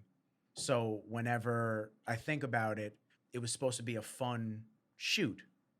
And instead it was a memorial video that I now had to make. Yeah. So when I think of stuff like that, it's tough. He looked the best he ever looked, this and that. but whether the federations want to admit it, what actually caused death, realistically, they say he crashed it. But I have friends that were my ex actually had her brother's friends who were the paramedics on the scene, and they said they tried reviving him 4 times from a heart attack. So I don't know, but it seems like that's it seems like that's a trend that people don't want to acknowledge. Yeah. And my whole thing is, if you're gonna do it, you got to be safe. Mm-hmm. You gotta get checked out, because even if you are the safest you can be, you still might not make it out. Everybody's different. Exactly. You still might not make it out. No. So when you have all these gurus and these pro coach and the pro maker and this, you have all these bullshit artists that are just pushing these titles around, and they don't actually know what this stuff does to you long term. No. It's a really troubling thing to sit back and listen to nowadays. I'm just glad I never did any of that. But they dupe so many young people, men, women. You're not getting your period. Like back then. You're not getting your period back then. They're like, oh, yeah, that's just a side effect of this. It's like, what? I would ask my coach, I'm like, what's all these pills? Because I would just take like natural vitamins, fish oil. And he's like, oh, you can have your money back. If you're going to question me. Yeah. Yeah. And at the time, I wanted to win. I was so, you're like brain focused on doing a show. And he had a lot of people that won. So, of course, you see the glory. I did what he did. God. And he's like, well, if you don't take things, you're not going to get to the pro level, because all the Olympians and pros are taking stuff. So then you feel that pressure. And I mean, he ruined my body. It took me probably like 2 years to get my metabolism back, because I was in starvation mode. He didn't reverse diet me. I, didn't have, my hormones were all imbalanced because of it. And on a female, that's hard. You want to have kids one day. You want to have all these things. It took years to fix that. Yeah. And it only took a couple of weeks to a month or so to ruin it. And then as soon as I step off stage, I'm fat again. So and then they just go, oh, well, just get ready for another show. Just do another one. You'll be all right. Yeah. Yeah, it's a vicious cycle. It goes back to the transparency. It goes back to... That's the thing. You gotta take stuff, talk about it. Oh, yeah. I mean? There's a lot of people, natural. No, the fuck you're not. No. Like, you're not. I'm going to put you next to a natural guy, and it shows. Yeah. Look at the shoulder. It's just ridiculous. It's like, I don't find anything wrong with any, like, HRT. You want to take tests, something like that, that's okay. But then once they start including, like, the real shit. Yep. Like, what's the point? What's the point? Because you look grainier? Well, yeah, they won't. Well, that's what I was told. That's what I was told after my first show. I said, what can I do to look better? Oh, come in harder. And I didn't know what that meant at the time. Right. And then I talked to some people and I went, oh, okay. I look natural. That was my issue. Yeah. I look natural. I don't look like... They want to look like freaky. Yes. But the freaky look and this is when Men's Physique was just starting out. Brings the shows in. This is when Men's Physique was just starting out. Mm-hmm. And I was 150 pounds and I got 20-something out of 40 guys. And the top 10 in Men's Physique Class A, which is up to 5'8", I think the top 10 guys were like 210. Oh my God. Oh, fucking freaks. I stood next to those guys. My mom actually texted me. I was backstage after we did a comparison. She goes, Nick, I think we got a problem. She sent me a picture of me next to them. I go, yo, I already know I lost. I just want a glass of water because I have such a headache from not drinking water for the last 24 hours. I'm like, I just want to get off the stage. Yeah. I need pizza. I need peanut butter. I need anything just to shove in my face. Yeah. So, yeah, it's a very vain, interesting sport. Yeah. But once again, we have so many friends that are in it. Yeah. So many. I always tell them, just please be careful. That's all I say. Because it's all I can say. Mm-hmm. Everyone's going to do what they want. Yeah. You can't tell people not to do something. No. They're going to do what they want regardless. Right. They may ask for advice, and that advice may fall on deaf ears, and they just wanted to at least pretend like they were going to take some of the advice. Yeah. And that's okay. But I just tell everybody, I know you think you know everything. You don't. Just go get checked out all the time. I get my blood work done 2-3 times a year, minimum 2, just to make sure. It's been a year since I had blood work done, but before that, it was about 5 years since I had blood work done. I go twice a year. I also don't. I don't take. I know. I'm not saying you do. I'm not taking anything. I know. I'm just saying. I don't take fucking. For the record, I don't fucking take anything. Yeah. Well, I was on HRT for 2 years, for a little over a year, right before COVID hit, and then as COVID hit, we ended up getting COVID on Christmas Day, and the anti-estrogen I was on, my doctor called me. He was like, listen, I want you to stop taking the test, stop taking anti-estrogen, because that anti-estrogen specifically can cause blood clotting. That's good. So I'm like, great, I have COVID and I'm taking something. So I just stopped taking it, and I was off of it for what, 2 years now. Mm-hmm. And at some point in this year, we're gonna try to start, producing Yay! a little me. If it's a boy, you got to name it Nick. I am. And then I just haven't been on. So once she's knocked up, then I'll probably go back on test. But that's I don't think anything wrong with it. But once you see a week, I mean, I think that's good for the No, my productive guy down in system. Florida actually is on TRT now, and he It's says great. he feels great. I'm going to take it when I need it. Until then, Yeah. I'm good. Like I don't. Well, my levels were low naturally. Yeah, no, my levels. So this was a year ago. It's funny. Like I had health issues last June. And I had health issues this June. Last year, I was having weird like neurological things where I can't even explain it. It's such a weird thing. I would take a step and it would feel like the ground was like waves. Weird. It was not great. It was Sounds weird. very uncomfortable to deal with. So I was out of commission for about a month and a half. And then it kind of just subsided and came back and it subsided again and then it was gone. So I had to go get blood work done and of course everything came back perfect except for my iron levels. My iron levels are through the goddamn roof. So if anyone's anemic listening, you want some of this, take it. I got to get this shit out of me. I want to go donate blood, but I'm afraid of needles. So it's not really a good mix to have it in my arm. Doesn't bother me. Yeah, I wish it didn't bother me. Well, tattoos are different than It's different. You're getting drawn on. Needle, you'll just like. Because when I got my IV put in for the surgery, I had them put it in my hand, and she's like, "It hurts more in the hand." I go, "Yeah, just do it." I go, "If it's in here, it's gonna freak me out." I said, "Don't, just put it right there." I I'm can't good. get blood work. I have to lay down and everything. I Yeah, freak no. out. Well, so they did the blood work on me. They did all levels. They laid me down because I turned white as a ghost. But my test came back. My free test was like shockingly high. That's the percentage in your blood. It was like 3%. It was like really high. And then the test level I think was almost 600. Wow, that's good. But I wasn't training for a month and a half. So I was just laying around. That's really good. So I thought that was pretty good. So that's why I'll get it checked again now. But now I haven't been training again for 2 months. So for like a month and a half. So now I got to start training again. I want to get the levels checked and all that. But it's important. It is important. Everybody should get their blood taken. Like I know some people, like you just said, you haven't gone for 5 years before that. I have a friend who probably hasn't been to the doctor in like 10 years. I go twice a year. That's just because I like to stay on top of it. I don't know. What was it 5 years ago? I had skin cancer. Yeah. Oh, I didn't even know that. Damn. Yeah. Long story short, I had a little birthmark like on the top of my quad. It's never seen the day as sun at all. Never. Once. It's pure white. And I went to go get it checked. First time going to a dermatologist. So they took a biopsy. They said, yeah, it doesn't look like anything. And then I get a call like 2 days later. They're like, yeah, you got cancer. I'm like, excuse me? What? So now, real quick, what do they do for that after They had to cut it out. I thought they just cut a little piece of it out. No, I had like I have a 4-inch scar. They cut like a big football and they had to go deep a few layers down.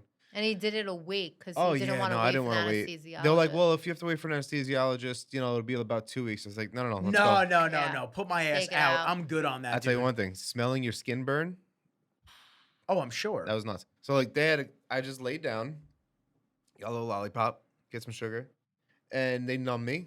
And then they had a cut around. So say the thing is like here. They had a cut around like a football and go deep. And then you just feel like Scraping. Imagine if someone put duct tape on you and was pulling it down. That was my skin getting taken off. And then I don't know if I was too far for that, but No, you'll be able to hear. It's better when it's close. Yeah, and then they had to solder. They had to burn it and then the stitches or whatever. So I have a 4-inch scar there. But I got it at 0.4 or 0.5 millimeters. At 0.8, it spreads to your organs. So I got it just in time. I had to go to an oncologist to make sure I was good, and he said I was good.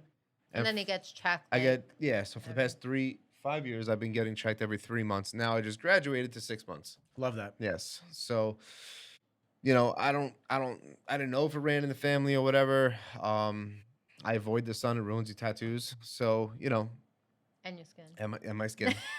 I had a dermatologist visit, my first dermatologist visit in, I don't know, like 10, 15 years last year. Because I just got health insurance for the first time in another 4 years. Congratulations. Yeah, it was a good time. Yeah. And the doc's like, here, you can put this gown on. I go, Doc, I was like, I don't give a shit about a gown. You want? I said, can I just Coming off anyway. Can I just take my clothes off? He goes, sure. I go, all right, bro. Take everything off. He literally looked me up and down. He goes, yeah, you good, man. He goes, come back in a year. I go, thank you.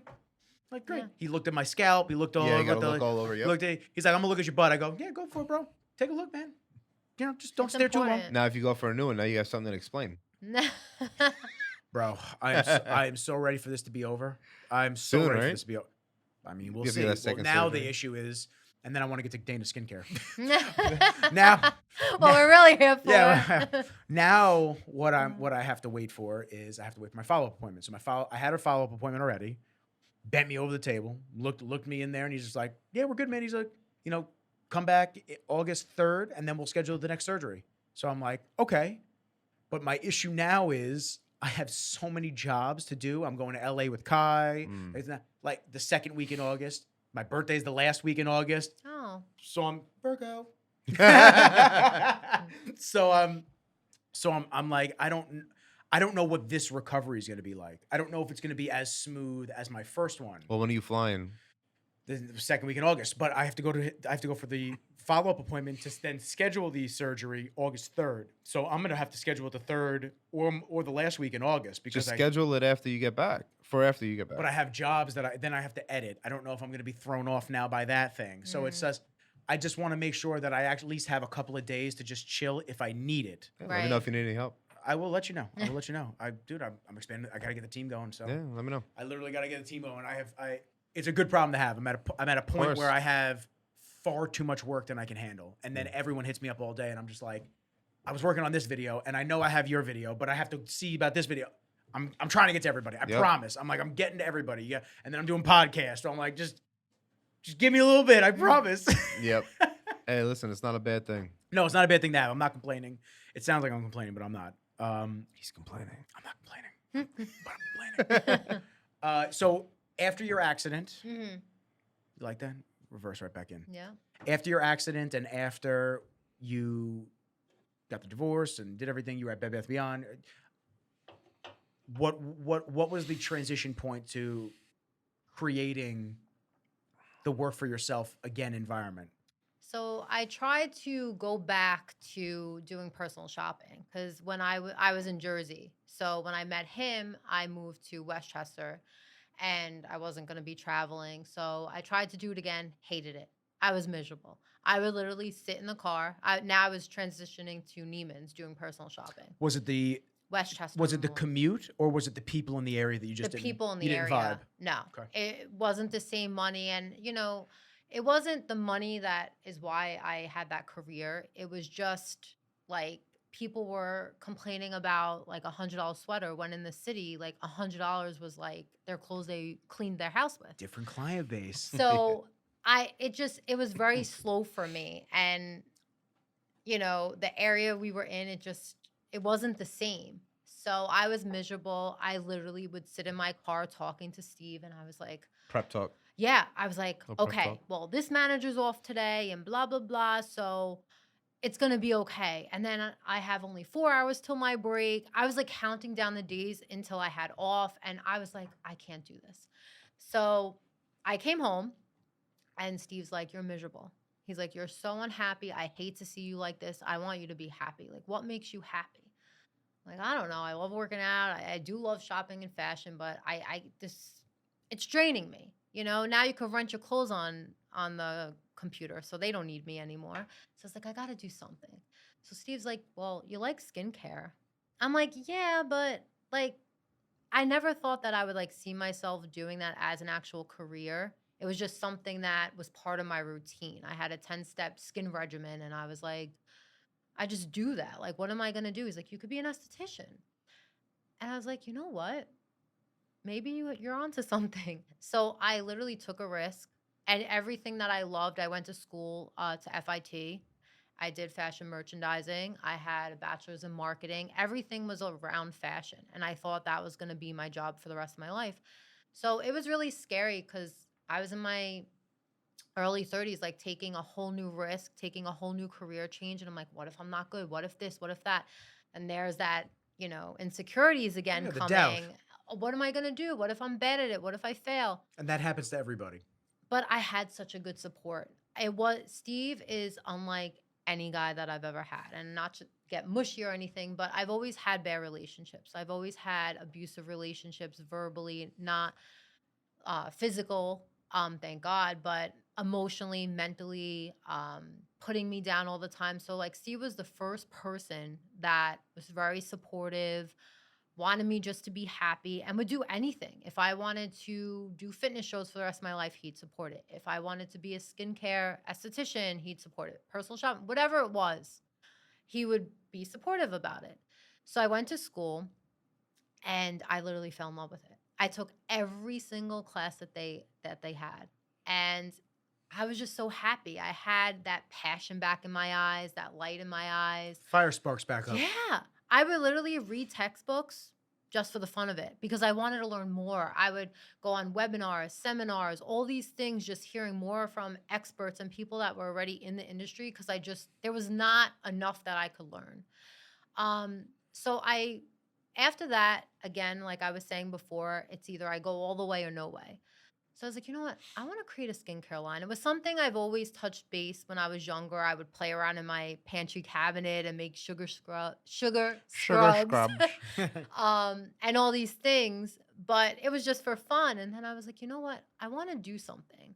You know, with everything I went through, my car accident, having all this problems with my face and oral surgeons, and it was like 3 years of mouth surgeries, and it was terrible. I felt so bad about myself. And I was like, you know what if I can make a difference? What if I can make people feel beautiful in their own skin? I have all these body images, problems from doing fitness shows, problems from my car accident.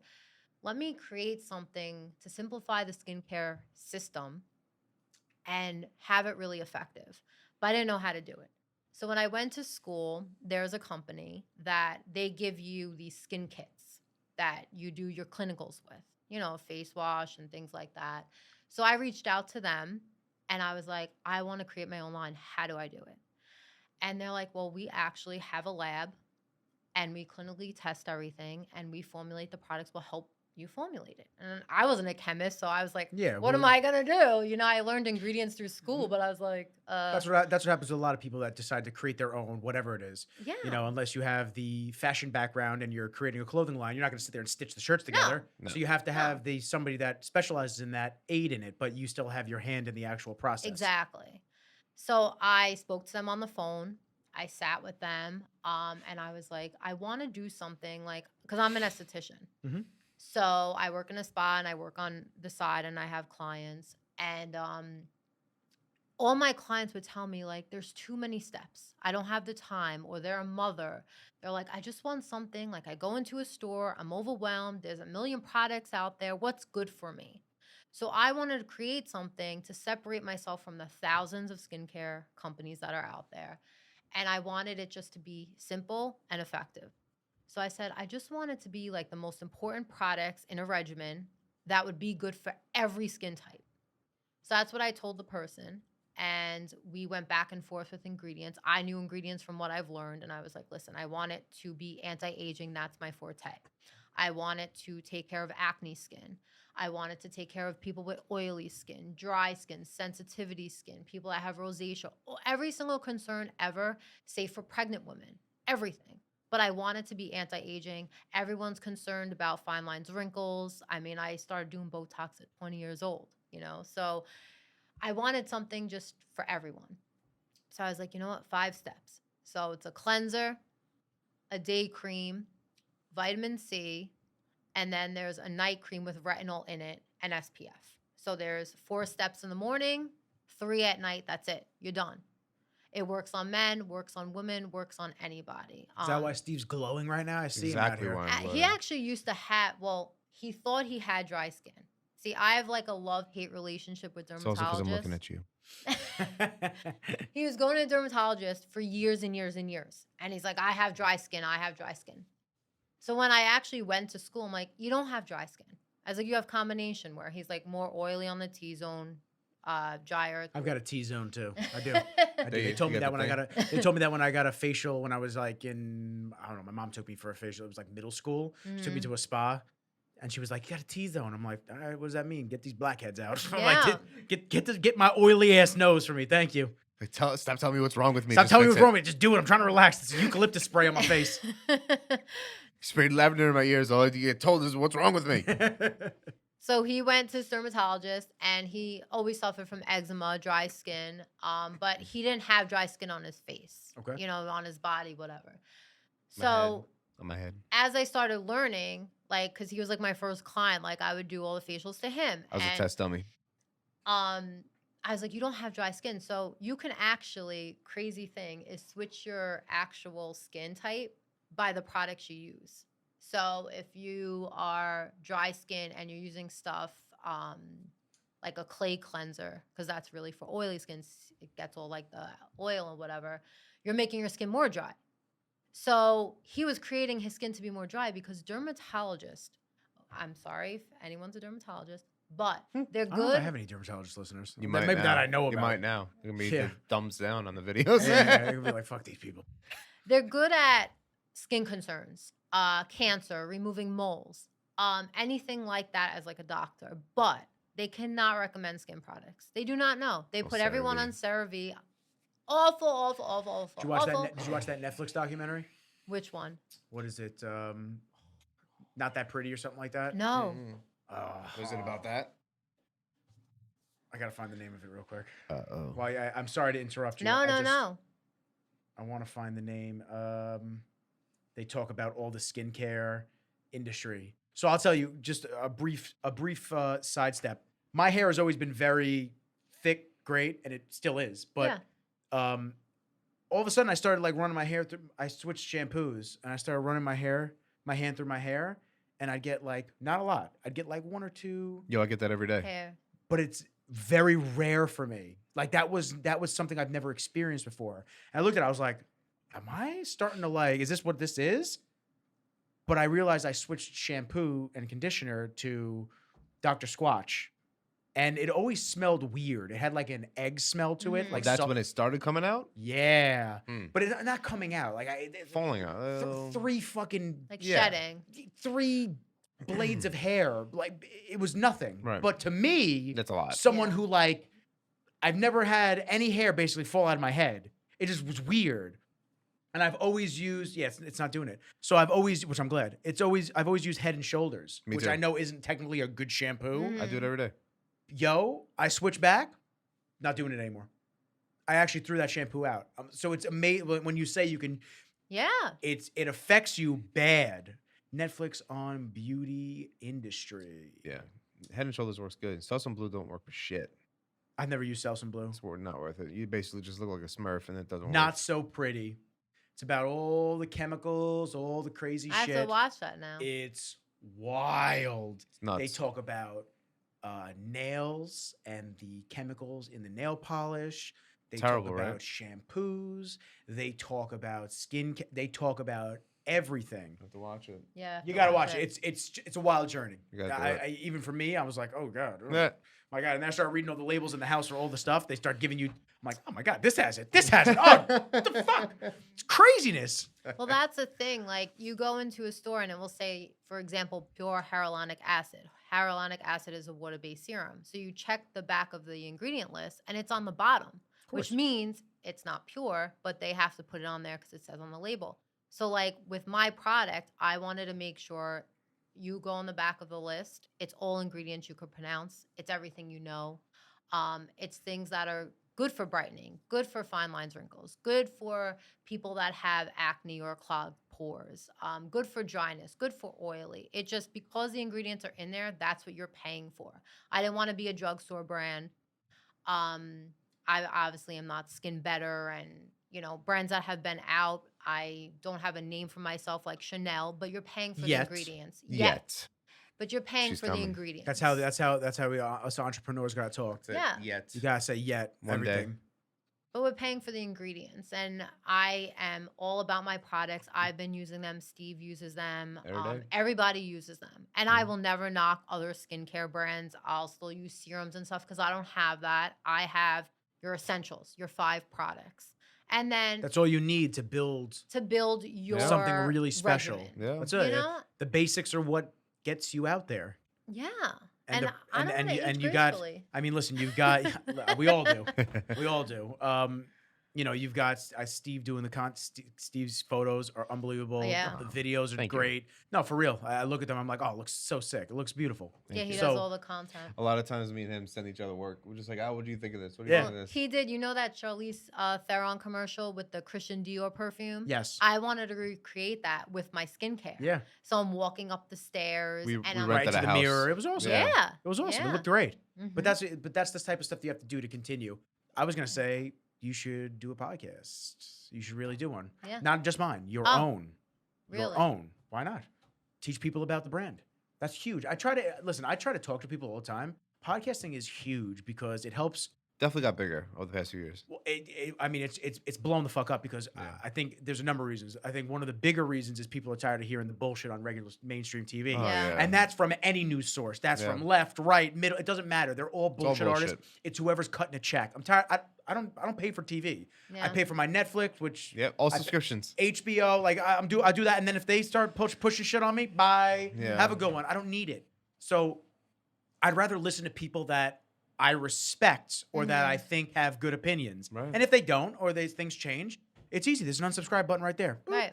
People Done. listen to my shit. You don't like it anymore? Boop. Goodbye. No worries. I'm not hurt by it. It's cool. Thanks for staying for a little while.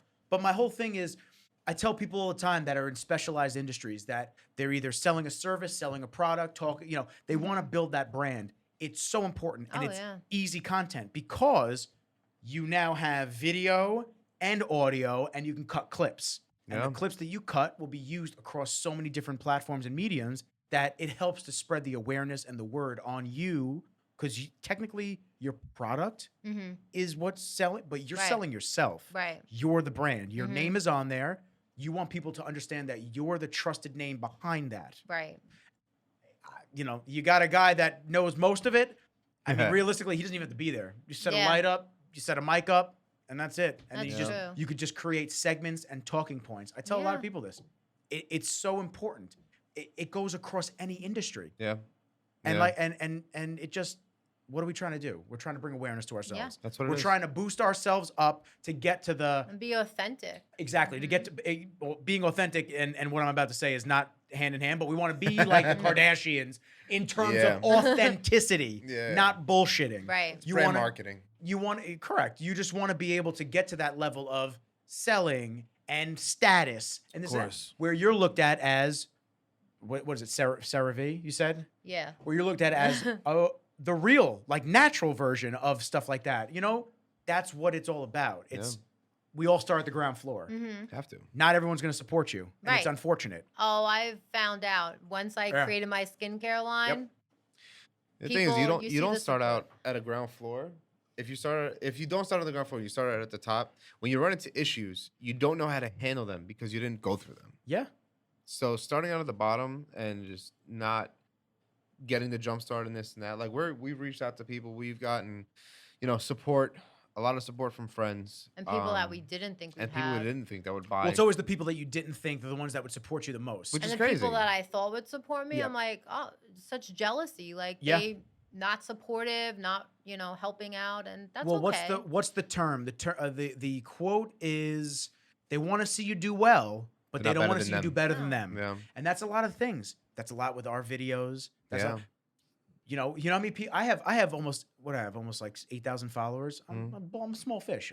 Like you know what I'm saying? Like it is what it is. But like out of those 8,000 followers, if I post a video to my story, I was just gonna say that. I'll get like out of those people, A few hundred. sometimes I get 600 views on a story, 700, 800 views no, on a story. and on your picture and likes, on the pictures, the likes, nobody says anything. Nobody just Nah. 2 seconds. But I see you like Tiger's Yeah, photo. Yeah. Yeah. I see that, Megan Fox and MGK. Oh, you're drooling over all their photos and commenting on it and sharing it to your page. You're entitled to do what you want. Mm-hmm. It's your social media account. Yeah. But when it comes down to it, the pure lack of respect for people that you personally know, Yeah. when maybe that like, or those three, them and 2 other people, they all like it. Mm-hmm. Maybe that helps me get to the explore page. Right. Maybe that helps me boost my name. But nah, you just want to throw likes at the people that get millions of likes a day. Yeah. So it's cool. I see it. I'm watching it. Now, whether you're seeing my content or not, I shared it to my story, and I saw you see that story. Mhm. Yeah. So it took 2 seconds to like that. It's cool. Don't worry about it. But I have people that then, and I'm going to let you say, I have people that then send me invites on Facebook to like their group. Yeah. Or I've had people all the time. Yo, Nick, can you share this to your story? Why? You don't share my shit. Yeah. The fuck am I going to, I'm going to push your stuff? Yeah. Crazy? Yep. Yo, man. I don't ever ask for favors. Yo, it's tit for tat, man. Yeah. If you support me, I support you. If you don't support me, it's cool. I'm not offended, but I'm not going to support you and your shit. 100%. And by not supporting you, it doesn't mean I don't hope you do well. Right. Yeah. I hope you do well. Just And I don't care if you do better than me. Your success story is your own, and you're building. What doesn't affect you? Doesn't affect me. I don't care. Like it's They not. win or they fail. It doesn't affect you. It doesn't affect me. But if you help out in the process, it all takes is a like, I know. a share. That's all it takes. You know, it's funny because there's so many people, they'll do that. And me, I never ask for anything for anybody. I'm always there for people. I always do whatever they need. I never ask. It's extremely rare for me, like, hey, can you just share this to your story? I'm pretty sure I shared your guys' You stuff, did. right? Oh, Okay, yeah. I'm just making You sure. did, yeah. You're like, uh-oh. I'm like, I'm No, sitting here, I'm going, well, Well, that's fuck. the whole thing. Is that anybody who I asked that I've always been there for, but I never really asked, like, hey, can you share this? Everybody basically did it. And they didn't have to. They didn't really want to, you know, but they did. And the one thing that I've definitely found, to touch on what you guys were just saying, is that when those friends who will watch your story, but they won't like your stuff. If you started a business selling water, they will go somewhere to buy it for $2 because you didn't give them 50 cents off. And it's fucked up. Yeah, people know ask what I me, mean? oh, can You I didn't give just me a get this? discount. Can I get samples? And I'm like, it's still, at the end of the day, I love you, your family, your friends, whatever, but it's still a business. And it's a small business. And it's going to grow into something No, but beautiful. you should make money. But Yeah. you shouldn't be able to make the profit that you're supposed to make. Yeah. You should be able, because it's your brand, Yeah. you should be able to just give it free to everybody, Mhm. or at a substantially discounted rate. Yeah. Well, you know what we've done? People have asked, oh, can I get a disc on this? And we're like, no. Can I get a sample? No.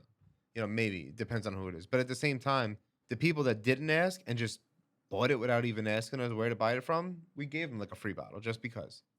Yeah. And it's like, listen, you know, you see it all the time. I know you see it all the time. Oh, well, this person said he was going to do it for this price, but I like your work better. and then they wind up Damn. coming back to you. Why are we talking then? Ugh. You don't have to talk to me. It's okay. I get that all the time. Well, I really, really like your work, but this person gave it to me for $5. Can we do what? No, we What? can't. You need to go to that person then. Yeah. I'm not offended. No. I do you. It's your all the work time. that you're paying for. Your budget is your budget. That's what I start my conversations with. Who am I to disrespect that Mhm. and say, oh, if you can't afford me, you're not good enough? Exactly. Absolutely No. not. You are still valid in every respect. Because guess what? Just as you have a budget in that, I have a budget for a pair of jeans that I want to buy. 100%. I'm not going over $100 for a pair of jeans. I'm not You going got 100, bills. 150. Oh, those jeans are really nice, those designer jeans. Do I want them? Yeah, sure. You know what? Perfect example. Creed cologne. I've always wanted Oh Creed my cologne. God. Love Creed. Always wanted Creed cologne. I'm a YSL guy though. I wear a lot of YSL. I like YSL. It smells great. Right in perfect for my budget. $120 for a bottle of cologne. Yeah, it's That's not the bad. sweet spot. I can't It's justify. like $500. I got it for him because I was in Neiman's. So I gave him a Well, good we got a 30% discount. It's fucking ridiculous. Yeah. $300 for a small bottle. And is it gonna last you? Smells delicious. It is. But is it gonna last you? 1,000%. Is it worth the money? Mm, Debatable. yeah. I think it's a great scent. It's very original. But I feel like I never smell perfume on me. Like ever. Like it smells good and whatever, but when I spray it on me, like I never smell, and then people are like, "Oh, you smell so good," but I never smell it. Well, On because you get used to it. Yeah. You get used to it. Just like Immediately. smelly people never smell themselves. Yeah. They never understand that they actually stink because they're Yeah. just their nostrils have just been numbed from the constant stench. It's terrible. So it's like that. So am I less valid because my budget doesn't No. constitute me spending $500 on a bottle of cologne? Absolutely not. I'm happy with my YSL cologne. I love it. It smells great. Yeah. I get compliments on it all the time. The other one I wanted was a Tom Ford Tobacco Vanille. Mm. Oh man, That's love that another one. good Another Mhm. one. Can't justify spending the price on it. So when people come to me or you and for your skincare, they ask for a discount out the gate. 100%. I can't do it. Like there's no reason for me to give you a discount. This- It's not that I need a reason. It's just It's a service. I need to make money. Yeah. Like Well, you to got keep- bills. You to- got- my dog eats a lot of food. Kenji Yeah. eats a lot of food, and Gotta I keep got an him apartment. happy. I got the apartment, and I got the office, and this ship will continue sailing with or without your 100%. business. This stuff ain't cheap. Oh, you mean the $5,000 cinema lens that I'm using right here? Mm. Yes. Oh, the $1,500 lens right here, and let's not even talk about the camera bodies and the monitors. Yeah, we're avoiding the camera bodies. Yeah, the camera bodies. I mean, well, I gotta talk to you because I think I'm gonna buy a Komodo or Oh my I'm gonna God. buy an FX6. I'm still deciding. We need another podcast for that one. Yeah, we have to go. That one. But it's just it's It's the gonna be awesome. yeah, it'll be dope. Awesome. It's just the lack of thought processes. Like when my friends all started getting their own apartments 3-4 years ago, a lot of them were like, not a lot of them. Some of them would jab at me and be like, "Oh, when you get in your own place, when you go, oh, you're gonna stay home with Karen all the time." I'm like, "Yo, dude, you know what's crazy? What's crazy is you have a job that you get paid every 2 weeks. I've decided to bet on myself, and I've purchased every fucking thing in this office except for the fridge. Shouts to Rain. Shout to I've purchased everything in this office. That's my money. Yeah. No one's fronting that for me. No Yeah. one's going, oh, here you go, Nick. Like, just take it. Just buy whatever you want. Imagine. All of my money goes towards this. Yeah. All of your money has gone towards this. Yeah. It's And reinvestments. branding Yeah. and trying to just get the brand and the image where it needs to be. Yeah. Investing in yourself, courses, school, 100%. learning. All of that dictates now what you charge. Yeah. 100%. So who are you to say that it should be this price or it should be that? Like when all of your R&D, all your money is going right there. Mhm. Yeah. You have to make it back to Yeah. some degree. Oh yeah. And I'm ranting. But Nothing wrong with renting because what you're saying is true. One thing I always tell people, and I get, we all get this all the time. Oh, well, this person does this. Can you do it for this? Or, can you give me a little discount? I tell them the moment I get that question, I say, listen, don't bullshit me. What's your budget? What are you looking to do? They tell me the budget. If it's realistic enough, I'll tell them what I could offer them in that budget. here's That's a different than what I package do. based on this. Exactly. This is what you have. So say if I charge $5,000, but your budget is $1,500. I'm not going to turn you away necessarily, but I'm going to offer you what I would offer you for $1,500. You're not going to get the $5,000 package. Correct. You're not going to get all the crazy shit. I'm not bringing the lights. I'm not No. bringing the boom mic. I'm No. not bringing the $5,000 lens. I'll give you a specific time that you have to shoot with. I'll give you the specific type of video you're going to get and the time. And then how many revisions. That's it. You want the $5,000 package? Then we have a whole bunch of stuff to talk about. we can plan everything accordingly. Yeah, I mean, she gets this all the time with the actual facials. Yeah. We've worked out a Listen, system. facials are not cheap, but there's a lot of things going on that require the price that they ask Yeah. for. Well, we travel to people. She travels to people's. I go with her. That's why I say we. But she travels to people's homes. That's her business. Like Yeah, I started that during COVID because I was like, my spa's closed. What am I gonna do? I have to make money. I'm a go-getter. So I reached out to my clients and I would just go to people's houses. He built me a website, did all of that for me, and I bring everything: the massage table, the products, the steamer, everything. And you purchased all of that yourself. Purchased all of it myself. I work very, very hard for my money, and people would be like, at first I was just charging like $125, which is the normal Very going cheap. rate. And then To I'm be like, going to people's houses. wait, Yeah. I'm traveling. I'm schlepping all my stuff, bringing everything, carrying it, going up the stairs. So then I was like, you know what? I'm adding a travel fee. And it deferred a lot of people. And then I was like, you know what? I'm just going to put it in my facial price. You're paying for my service, but I have to say, and I'm not, I'm going to toot my own horn. I am a really good esthetician. She is. I can vouch. I transform skin. And I think the reason why I am so good at what I do is because I care about people. I want to do corrective skin. I want people to come to me with the worst skin in the world, and I want to fix them, and I want them to feel beautiful in their skin and feel confident and everything like that, and put them on a regimen and tell them what they need to do. So you're paying for my service, you're paying for my knowledge, you're paying for the years of schooling I did, everything that I've learned that I'm instilling in you. And they negotiate, and I'm like, oh my God. Like, I can't do this because, like, I feel bad because I am that caring person. But at the end of the day, I'm like, listen, this is a business. You're getting my service. You're getting Dayna. You can get Jackie, Michelle, but you're not getting Dayna. So you can go somewhere else. And in the beginning, it was hard because I Well, you're didn't still want to building a turn name people at that point, down. yeah. It's very hard to say no. But now I'm like, you know what? I know who I am and I know what I'm capable of and I know I'm good at what I do, that I'd rather say no and get the great clients that respect and value my work. And maybe in the beginning, I didn't have as many clients, but now people will cry if they go to somebody else. They'll come to me. Oh, I've She has been a lot here. of returning clients. And that's a Yeah. good sign Yeah. that you're Yeah. doing things right. Yeah. It You is. know? And you know what's crazy? In the beginning, a lot of our clients came from a referral out here in Long Island, like 40 minutes past here. Yeah. And we live in, you see where we live, we're an hour from here in The Westchester. boondocks. So, you know, and they're still her clients. And in the beginning, it was 125 and we would travel an hour and a half It's not worth your time. Yeah. and then an hour and a half back. No, it's like it's it's not worth costing time. more in gas. Not But, worth time. but you're building a brand. You're building a name. So at the same time, like In the how much shit that beginning. we do for Yeah. free, you know, I gotta be honest with you. I really didn't do that much free work.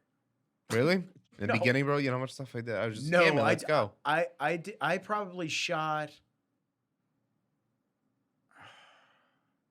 There's a few people. No, maybe three Three people. 3 or 4 people that I shot for free, but then I started charging them. And then they went away. Yes and no. Yeah. Yeah. Or they just tried to keep me at that low rate. Yeah. You know. Yeah. Steve's a sucker. I And know, I'm the no, bitch no. because I'm like, no, you can't. I like, talked to her. I'm like, oh, this person asked. She's like, no. I'm like, but you're not it's- doing no. it. And I'm like, no. Now, don't waste your fucking time, man. I had No. a video know. request recently.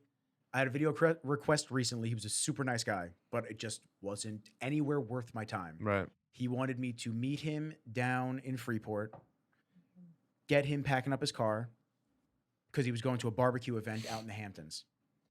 So Huntington to Freeport, that's about a 40-minute drive. Then from Freeport to the Hamptons, probably about a 2-hour drive. Oh, wow. Then he wanted me to shoot for like 5 hours, 5-6 hours out there, because he was doing the food. Then I had to wait for people to start eating the food to get their reactions. And then I have to drive back to Huntington. So that was another 2 hours. And I said, What'd you quote him? I didn't even have to quote him. I just said, this isn't to be offensive to you, man. I just know that this is probably not what you think it's going to cost. Because he kept saying, oh, I'm not getting paid for this event and this and that. I'm like, Once you get, so I just said to him, I said, listen, you're a really nice guy, man. I just know I'm not going to be he the led fit. it with that. Yeah. I said, I know I'm not going to be the fit for you. I said, what are you expecting to pay? He's like, yeah, I don't want to pay anything over like $600-700. I'm like, Oh For all my that? God. I'm like, yeah, bro. That's it at ain't-" least 2,500. I'm like, more than At least. I'd be quoting With more travel Like and five? everything? I don't know. Maybe like 45 for something like that, bro. 4 hours. $500. That's a 4 sweet hours? 16.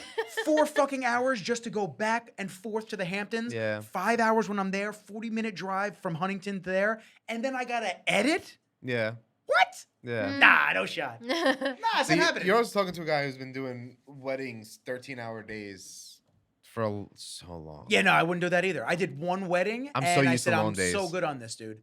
Yeah. They paid me, this was years ago. This is like 2012, right before I picked up Kenji. I did a wedding. I was like, you know what? Business was like a little weird at that time. I was kind of slow. I said, you know what? Maybe I'll shoot a couple weddings, make some money, this and that. I shot one wedding, dude. I couldn't wait to leave. I was like, I got to get the fuck out of here. I will go clean dishes, then shoot this shit. I said, I can't do it. I can't do it. It's just repeating the same cycle. Nah, I'm It's- good. I won't do it. I don't want to do it. I don't want to do it. Yeah, it's to each their own. Yeah. Like there are some guys that love shooting weddings. There are guys. That's how I started. I didn't know That's anything what I'm else. saying. You love shooting weddings. Yeah. To me, I was in culinary school. To me, I it's was not a worth the chef. time. Like I was a cook. it's not worth the time. For me and what I would get paid on normally on jobs, For what I charge now, it's worth it. In the beginning, it wasn't. it's still a very long day. I would probably be charging more if I were you. Yeah. We can talk about this off camera. Yeah. We'll talk about it off camera, the pricing, but what I charge, what I charge now for a 12-hour day, it sounds like a lot, right? 12-hour day. No, it is a lot. But when you write it down, like if you No, write it down not on the paper, price. it's not that. What you have to do is a lot. No, I'm not talking about the price. I'm talking about what I do. If you write it down on paper, it's very structured. From I know. Dude, I was there for that one wedding. hour and a half in the morning, you got the bride. Get Here and the there. groom, get the bride. Oh, they're setting up and this It's and that. very- Oh, get the rings on the table and with the Yeah. shallow depth It's of mindless. field, and then get everybody partying at night. Nah, I'm good on I it. drag her to every wedding. Oh my But god. I love it. I'm like a hopeless romantic. my I love assistant. it. She I helps me can't out. wait to see the bride, and I get creative with the shots because it's like the same thing all I the intentionally time. don't go to weddings. Like I said You that had a great time at ours. I had a great time at your guys. I showed up to yours and it was not around the corner and I still showed up. Yes. You did. I had a lot of weddings that I just didn't show up to. It was a lot of fun. They thought I was coming and I just didn't, and they're all actually divorced now. So I'm actually Hey, glad I didn't go and save the money. give him a present. Yeah, I just knew that I just didn't want to ever broach that subject of being in the wedding because I never wanted to be known as a wedding guy. I Yeah. get asked all the time, yo, do you shoot weddings? Nope. You'd be surprised. I agree with you on that because there's a lot of guys I know that are producers, and when they introduce me to people that they know, when they say, "Oh, how do you know Ron?" Don't tell them weddings. Do not say weddings. If you're a videographer and you're listening to this and you want to be taken seriously going forward and you're on a big set or you're networking with Yep. people that are Yep. corporate people that are doing large type format videos, do not say Nope. that you shoot events like weddings and Nope. sweet 16s and bar mitzvahs and shit. That's how they I will started, instantly but- not take you seriously. No, not at all. Like I've been a producer. I've done TV commercials for big companies and outside of the fitness industry. But I But you started did with do good on weddings. our engagement video. Oh, that I was love that beautiful. video. That was great. Yeah. So much I had fun. so much fun with you guys. That got you more engagement video. That's I remember we when were you did that. fat. Oh, it was Oh my terrible. god. He shot it, and But- and then after that, I saw like 3 more engagement videos followed after that. Oh yeah, everyone's was asked me for so- engagement photos. Yes, yeah, I was yeah, like, You're okay. like, I posted one. I was like, It was "All right, guys." perfect. I had a good time with you guys. But we Oh. were like rushing and running around trying to get each location. Yeah. Yeah, because the first Stressful. place The was train not where we station? thought. The footage came out good that I shot though. Oh, it was great. Yeah, it was great. But when we first stepped there, we're like, When you guys we got gonna out of the train die? station, Oh yeah, You're you like, see me. where I was the like, fuck are we? I got out of my car. I was like, where'd you I bring thought us? it was a joke. Yeah, I was like, where'd you bring us? It wasn't a joke. It's like we're gonna die. Footage came out good, but before we move on, and I know we're about to move on, I just want to tell you guys something. Oh, you pointing to the camera. I pointed at the camera. You guys. So whenever you're reaching out to somebody, I have to finish this. Whenever you're reaching out to somebody, okay, and you want Uh-oh. to figure out a price and you want to figure out if they're in your budget, lead the conversation with their budget. Start the conversation with, I respect your work. I respect this and that. This is my budget. What can we do? And then you will get a tremendous amount of respect and a lot better quality of work from the people instead of getting passed along to find somebody else that will just do it. So that's my tip. Fucking pro tip. Love That's that. Need it. You need to. You need to. So, transitioning back Yes. to the skincare. Mhm. So, you gave us the down low of formulations, everything Mhm. you're doing. So where are we going? Where's the brand headed? Are you going to eventually do more? Are you just you're just going to keep it for Yes. now? You don't have to give up all the plans. Just Not say, gonna give all the details. don't. But because this was a long time in the making. Oh, I'm sure. So even during with COVID and stuff, it was really stressful because manufacturers and things weren't sending out. We were getting like those itty bitty little samples of Oh testing yeah, the like product. the little like half ounce things. And I was like, this isn't good. We had to send things back. So We it tried took things a for months. long time. It didn't just happen like that. But the 5 products are your essentials. So that's always going to be there. That's always going to be your first step. Like, these are the 5 products you need, morning and night. That's it. And then everything else is going to be add-ons. So there's going to be serums coming, neck creams, eye creams. All of that is in the making. In a controlled rollout. Right. Yes. And Good. in addition, because simplified skincare system. I don't want to confuse people. So here's your 5 products. These are your essentials. Everyone starts with this. You have hyperpigmentation. This serum is for you. That's all you need to eat. All you need. Don't eat the serum. Don't eat the serum. It makes it look tasty. please. Don't eat the serum. What's that? Lush? Is that soap Oh, shop? I yeah, like? yeah. I'm like, oh, damn, that bar of soap look good. Yeah, don't eat that. Yeah, don't eat it. that. Don't eat it.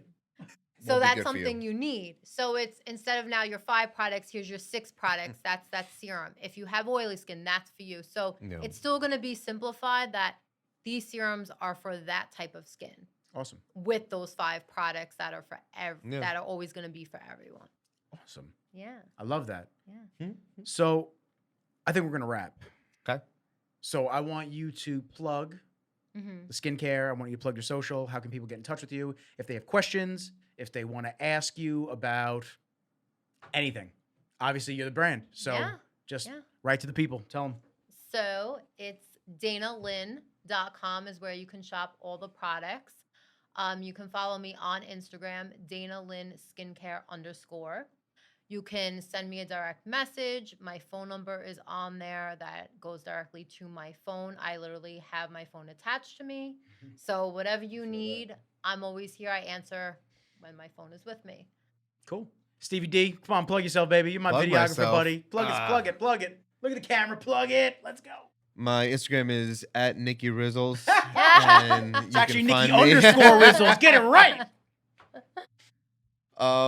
It's weird, man. Nah, plug weird. yourself. Stevie It's D, weird. baby. That's my man. If people want to see your work. All right. Come on, you dude. can find my work. It's at Luminaire Films. Hey. And yeah, I mean, I do digital marketing, website development, video, photo, graphic design, you name it. That's it, baby. So, listen, I want to thank both of you guys for coming Thank you on for tonight. having us. Of course, it's always Thank a you, bro. pleasure. I Thank love you. sitting down with real people. You guys are like family, so I always appreciate when we can chop it up, especially on the phone. Always. And it was nice to actually get to see you guys in person. But I do have to send you guys back up to the boonies because it's getting late, and I Yes. don't want you guys driving where it's too dark out, which it's pitch black right now. It's pitch black. It's pitch black. Why? How But long have we been doing? It's 2 this? hours. Has it been? It's been 2 hours. Wow. That's always the surprise reaction every time I tell people at the end how long we've been going for. So, on that note, episode 34? Episode 34. Yeah. Wow. 33 last one. Congratulations. 34. We're cruising through. Everything's It's going awesome. well. Yeah, I appreciate everybody rocking with us. And on that note, peace. Bye.